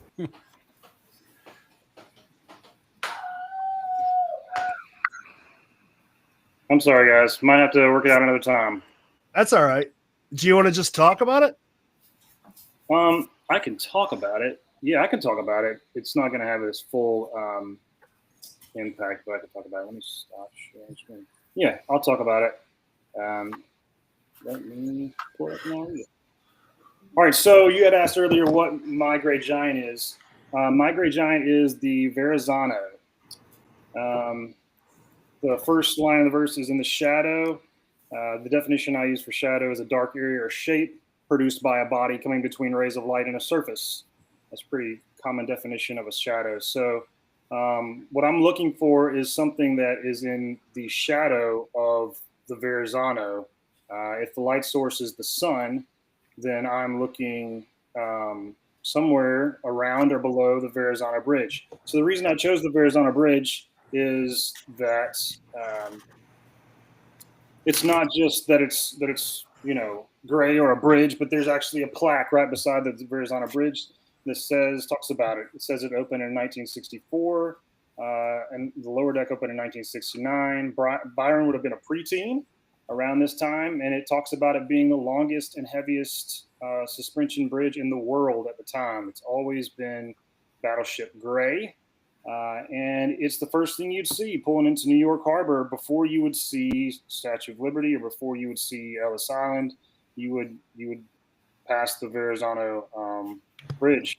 A lot of people said, why choose that? There's skyscrapers that are taller, and that's true. What I read online was the towers of the Verrazano Bridge are around 70 stories tall, so it would be a big boy. I think that there is an image match to a bridge, just like Peter had said, in the hairline. And I think too, similar to you've seen posts online, and I think Peter talked about it some. You have the arch, similar to the San Francisco issue. You have the map of the Golden Gate Bridge in the hairline here. You have what looks like an outline of a bridge in the hairline of the New York image. If you go to the Brooklyn side of the Verrazano Bridge, there are streets. We'll watch the recent podcast, and they talked about street names like Surf Avenue and Ocean Parkway found in Coney Island. I think that also in a similar fashion, the coastline here, the Verrazano Bridge, has Shore Road, and it also has Belt Parkway, and the woman in the image has a belt with a sash tied around. So find the arm that extends over the slender path, and this is what's going to be hard to see. A lot of people from here might go to John Paul Jones Park. I am not going that direction. Directly under the Verrazano Bridge, directly underneath it, there is the longest cannon that is at Fort Hamilton. And there's a plaque there. It is the 12-inch naval gun Mark 5 or Mark V, Model 8. And there's a plaque there that talks about how it had, it's a disappearing gun, and it had a huge lever arms that pushed it out. It didn't push it out. It raised it up to a projecting over the Narrows, and it would fire out over the Narrows, and then the recoil of it would pull it back into a safe position. So this is directly underneath in the shadow. You can literally, like in the pictures that I have that you can't see, you can see the pillars of the Verrazano Bridge. And so right here, you are at the entrance to Fort Hamilton military fort. And the reason why I think this is also a possibility that it is a cannon being an arm. Find the arm that extends over the slender path. The slender path would be the Narrows, which the Verrazano crosses. And they're on the plaque in the picture that you can't see.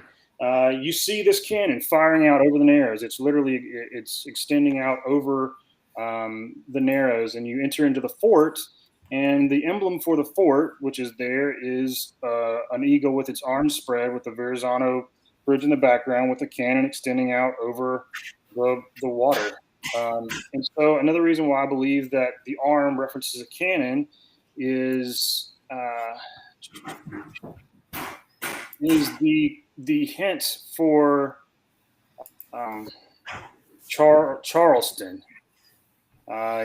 You almost have the exact same line in Charleston about the arms, between two arms extended. Find the arm that extends. It's almost the exact same line. And the hint for Charleston, I can't remember it verbatim, but it's like an arm is an arm no matter what angle it's at, or something like that. And so a lot of people believe that refers to a cannon. And so here's a cannon that's directly below the Verrazano Bridge. Here's the Japanese saying. The arm that it is talking about, what angle do you put it in? It's difficult to give a hint for this one arm, but bar bodies to join together or connect, then that means that the bar needs to be something that can bind. It's talking about the bar that binds, but it's referencing the cannon. So I have a picture of a little kid from 1978 where the cannon is in the exact same spot. There's some more flowers around it now, and a fence was put up, but it's pretty much in the exact same spot. It hasn't changed since 1978. So in the summer, I have no clue what in the summer means. If you want in the summer, I think the Coney Island is a much better answer for that. The Coney Island theories win that. I have two possible answers that are stretches in my opinion, but I'll give them to you anyways. There's two ways to read it. Find the arm that extends over the slender path in summer, or in summer, you'll often hear a whirring sound, cars abound. So the first thing that I have for in summer, if you read it, find the arm that extends over the slender path in summer, starting in the year. This tradition's been going on for over 100 years in New York, but starting officially in 1982, there was an annual event that coincided with Memorial Day weekends where cannons were fired out over the Narrows for Fleet Week parade of ships. It's where all of the naval ships would come into the harbor, and they would take all these cannons and put them out over the harbor, and they would fire them off on Memorial Day weekend, and Memorial Day weekend kicks off the summer. So I think it's a little bit of a stretch. And then the second one, in summer, you'll often hear a whirring sound, cars abound. Due to the heat in the summertime, the roadway of the bridge is 12 feet lower because of thermal expansion, and the lower deck and the height of the bridge and the influx of people traveling from Staten Island to Brooklyn go into attractions. So the cars under the bridge, or the cars on the bridge, might cause this sound with it being 12 feet lower. I think that's even more of a stretch than Fleet Week. There's no plaque for Fleet Week. There's no plaque that says that thermal expansion lowers the bridge. So I think that both of those are a stretch for in summer, and I don't have anything better. You'll often hear a whirring sound, cars abound. So in the verse, you are currently directly below the Verrazano Bridge, standing in front of a cannon. So what makes a whirring sound? I think that the verse tells you. I think cars make the whirring sound. I don't know if anybody has ever stood or driven under an underpass, but it can be really, really loud. And if you read those lines again, it's something that runs across land, like above land, but it's not flying and it's not underground. This would be like cars on the bridge running across the land, and it's making a sound. And I know that there's the line about it takes, human power to run. And I could make an argument that, cars today can drive themselves, but in the 1980s, someone had to crank the ignition, someone had to push the pedal, and somebody had to steer for the car to run. So that's what I have for that. The next line would be, although a sign nearby speaks of Indy's native, my Indy's native is Alexander Hamilton. In my opinion, you're not looking for a library named after the person. You're not looking for a monument named after the person. You're not looking for a park named after the person or just an ordinary street sign. You're looking for a real sign. And 500 feet away from the Fort Hamilton entrance is a cast iron steel plaque that was mounted into the wall of the Fort Hamilton Officers Club. And it's a picture of Alexander Hamilton, and it was installed in 1977, just a few years prior to the release of The Secret. The Officers Club received National Landmark status in 1974, and the plaque and the sign talks about that. It's about 500 feet away from the entrance, a little over 500 feet. So the next line, the Fort Hamilton Officers Club. It's now called the Community Club. It's a higher end, and it was called the Community Club in the 1980s when the book was released. It's now it's a high end. It's like a country club, similar to the Fairmont or similar to what you would have at the Mount Stevens Club in Montreal. So it's a higher end community club where you'd have dining. They host weddings and events. On the outside of the grounds, there is you can have family reunions, all kind of stuff outside. The fort in 1980s, I've read from people who have talked about growing up in the area, that similar to St. Augustine, the fort was wide open. You can just ride your bicycle inside and just drive all around and see all of the cannons and things. Now it is also open. You have to show your driver's license to go in, but other than that, it's wide open. So continuing on the verse, the natives still speak of him of hard word and three vols.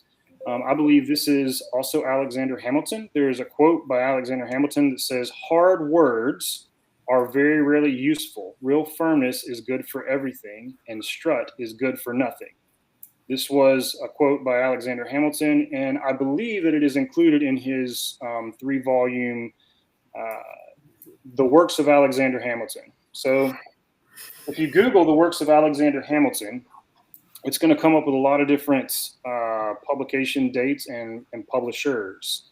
It's because it's been redone several times. The first one was in 3 volumes in 1810 by Williams and Whiting in New York. It was written in 3 vols. And it was written again 100 years later by Henry Cabot Lodge in 1904-ish in 12 volumes. And then again in the 1980s, 1981, 64 through 1981, the Columbia University Law School published a 5-volume edition of Hamilton and their legal papers. So it was happening concurrently with the release of this puzzle, the creation of this puzzle. They were still talking about these 3 volumes and re-editing and revising these 3 volumes. I have an emblem here of a lion rampant, which is the symbol of the University of Columbia, which is a little bit of a stretch in my opinion, but I had to throw it in there somewhere. I also have a New York Times article from 1981 talking about the papers of Alexander Hamilton on display at Columbia University. So it was being talked about, but talking about the natives in particularly. So Fort Hamilton is a military fort, but the whole neighborhood is actually called Fort Hamilton. And if you are a native of an area named after a certain person, you might talk about that person. That makes sense to me. And, so you look at Houston, we have a quote in Houston that's by Herman Melville. It says, "What we take to be our strongest tower of delight only stands at the caprice of the minutest event, the falling leaf, et cetera, et cetera." And due to this quote, many people believe that Herman Park in Houston was chosen. So here again, you have a quote by Alexander Hamilton. Why not put it in a place that was named after Alexander Hamilton? So, okay, so take twice as many steps as the hour or more. Oh, take twice as many east steps as the hour or more. So east steps may mean you take twice as many steps to the east, or it may mean that there are multiple sets of steps and you take the east set of steps.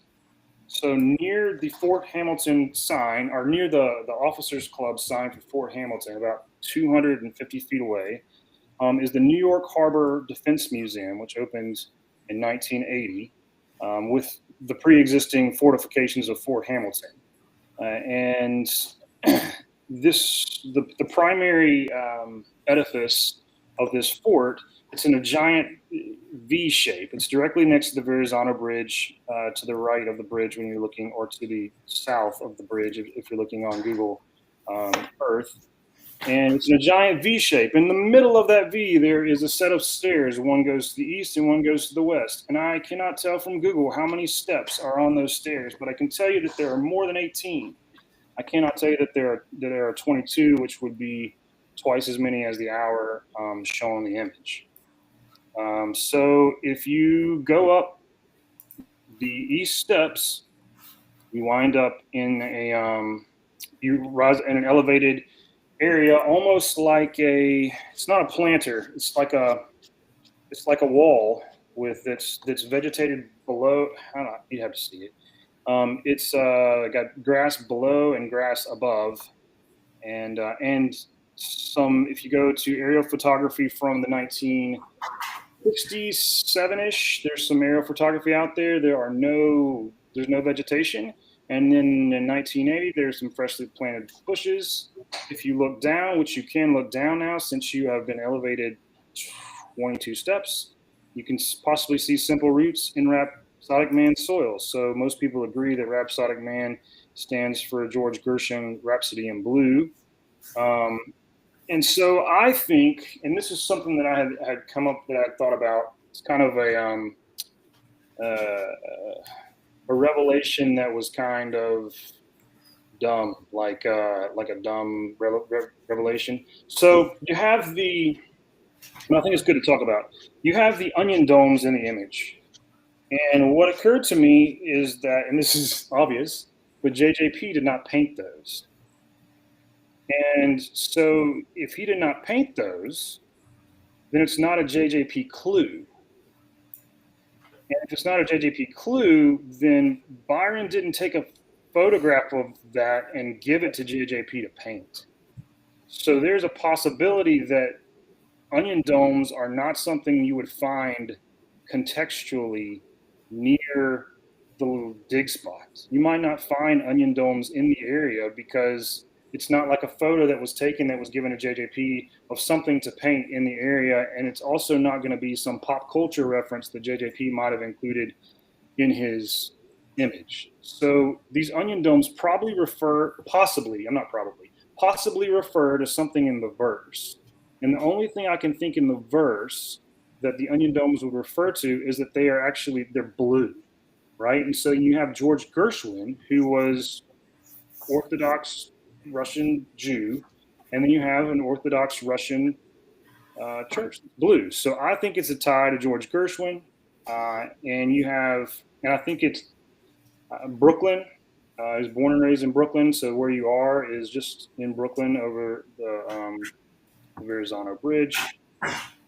Then gaze north towards the Isle of Bee. So if you are at Fort Hamilton, not quite, but almost directly due north is Bedloe Island.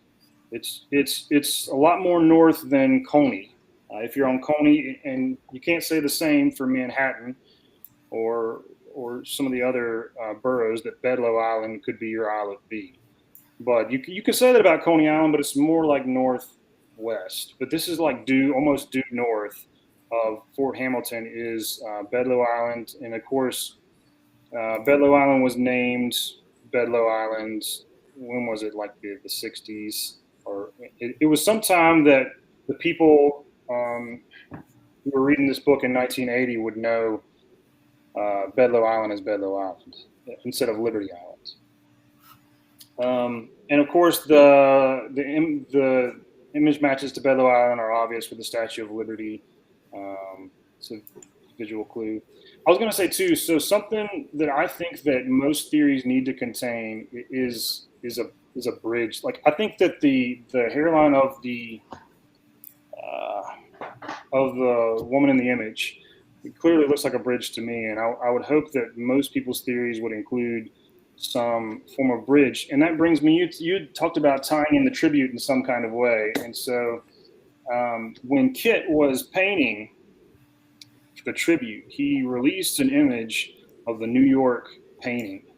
And he had some comment like, when you get to study the originals, it's amazing when you get to study the originals.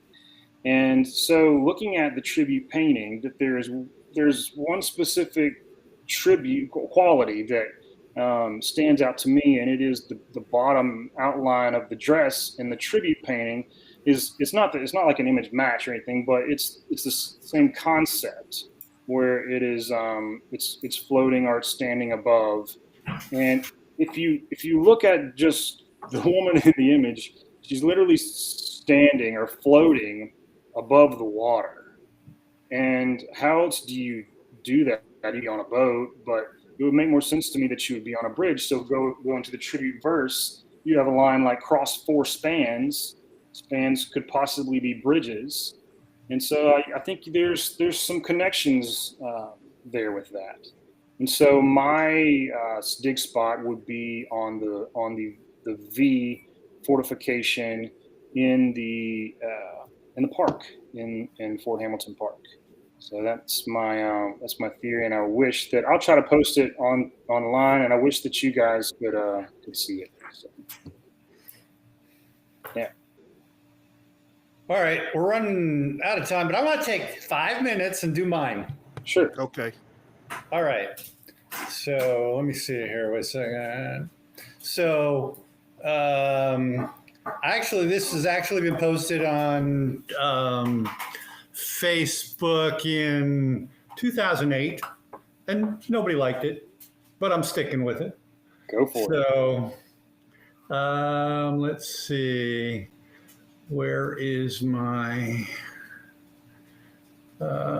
Everybody got technical difficulties today. There we go. Share. You guys see that? Yep. All right, that's Yankee Stadium. I don't know if that's the old Yankee Stadium or the new Yankee Stadium, but that's Yankee Stadium. It's my gray giant. Okay. So and the reason it's my gray giant, I was reading a book that was published long after The Secret came out. I mean, it was probably published in 2002 or something like that. But it was a memoir of a baseball player. And he described driving down the road he was going to go play at Yankee Stadium first time ever. And he goes, there it is, the gray giant hulking on the side of the river. And I went, oh, okay. Somebody else called it a gray giant. So then if that's the gray giant, then June sunrise to December sunrise, that's the shadow it casts. So I'm just saying something in between there and there. Now Yankee Stadium is no longer there. It has been moved. So, but okay. So let me go to the next slide. Okay, so there's old historical picture. Now this thing right here is the McCombs Dam swing arm bridge. It is an arm over the narrowest part of the Harlem River.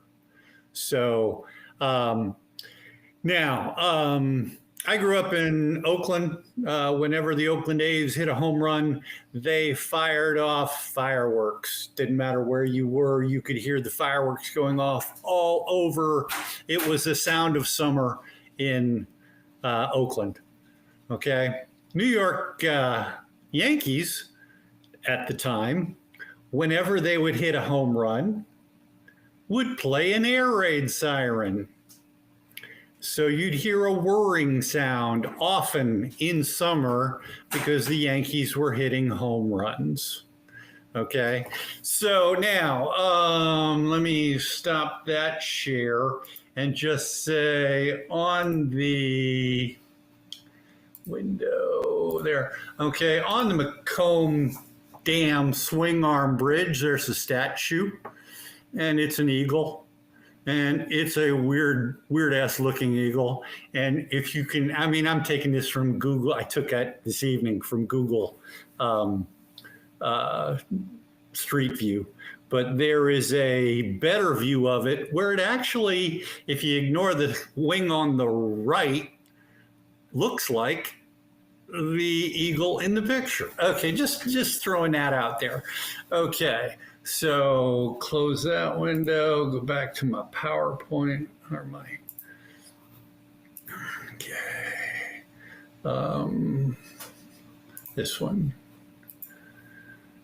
Okay, so, okay, here's my V, okay? There's actually a couple of V's there. There's this V, there's this V, okay? Those are V's that existed in 1980, whatever. Currently, right here, they're doing a whole bunch of construction work right here, okay? Totally being rebuilt, torn out. So these are cement utility boxes. And they actually look like they're made of aggregate cement, and they look kind of like the background of the clock. Okay, so if you can imagine this from behind, there's no panel on the back side, but there would be a square aggregate in that shape. Okay, and my theory is directly down the hill from this to the east. Okay, so basically, here's the gray giant, here's the whirring sound, here's the swing arm bridge, there's the eagle, cars abound, there's a V. My hymn of hard word is Colonel Charles Young. He was a Buffalo soldier prior to World War I. He was a volunteer in World War I, and he was a volunteer in World War II, which means he was three volunteers. He also is famous for working in Haiti, where he was, and is still very famous in Haiti. He basically not only was in charge down there of the U.S. Army at the time, he was also the chief spy.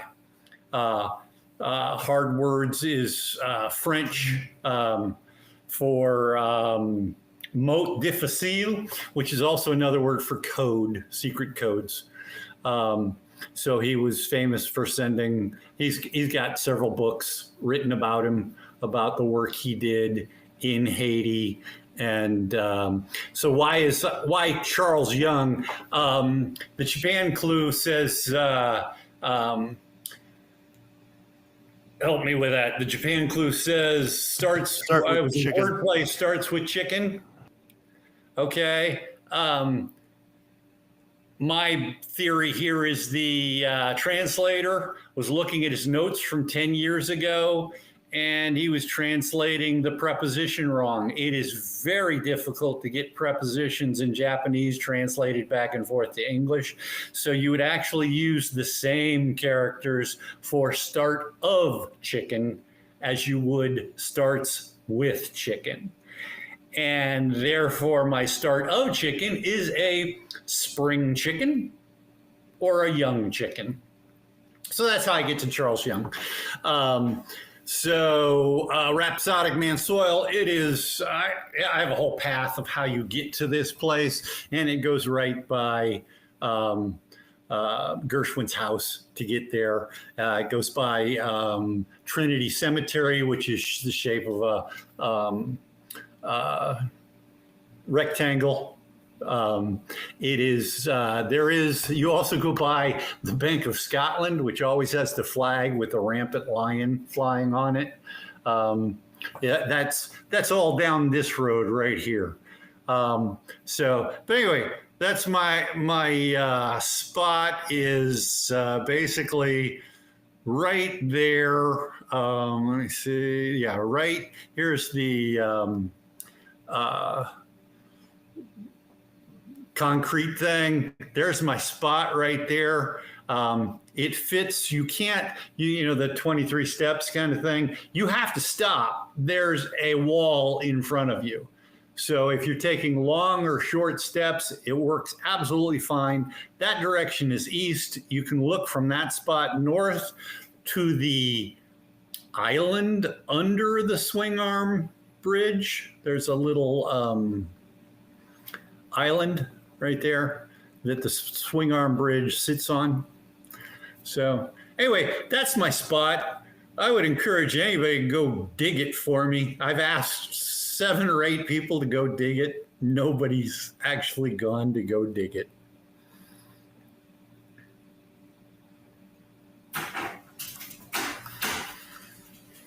Okay.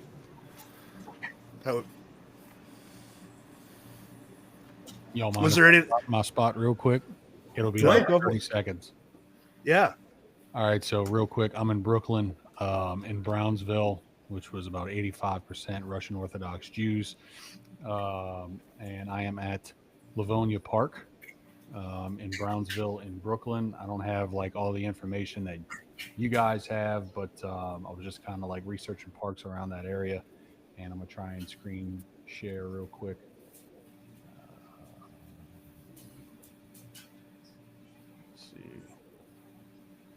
Well, I'm trying to screen share, but it's not fucking working. Anyway, so if you look at that particular park, there is a red bordered planter in there that houses some trees, and I see that as the red square that's on the on. What was the name of the park? Name of the park is Livonia Park, Livonia, and it's in Brownsville in Brooklyn. Livonia Park, like a lot of people were in Livonia Park several years ago. It had a lot of activity. That planter's in the shape of a V, and I just kind of use that as the V. You take your 22 steps and look down at Simple Roots, which would just be grass for me. So if you go on Junior Street, yep.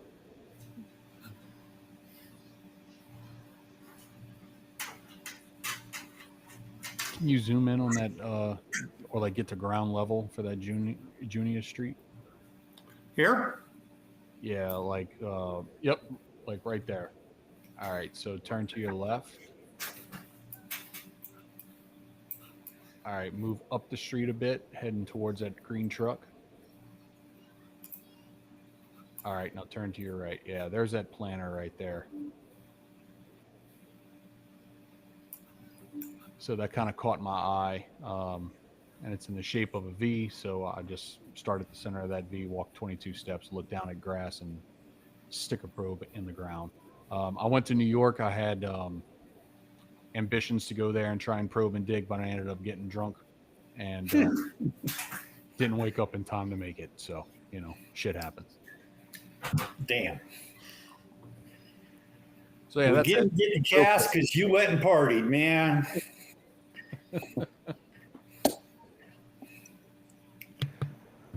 I'm lucky. I don't have a spot in New York, so yay. No, You nothing can use to share. mine. You can use mine. All right, I'll do that. I think it's by the old Yankee Stadium, in the middle of the road.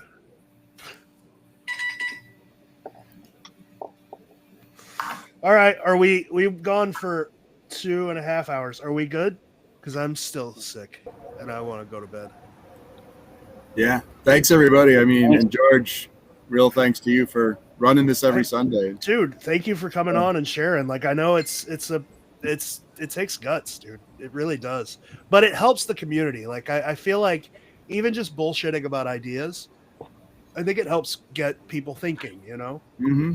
Yeah, So, a lot of cool ideas from everybody tonight. I liked it. Yeah. Yeah, really enjoyed hearing y'all theories, man. This is like the first like New York sit-in that I've ever had to really kind of like dive in depth to it. So awesome work, guys. All right. Well, then I'm going to end the stream.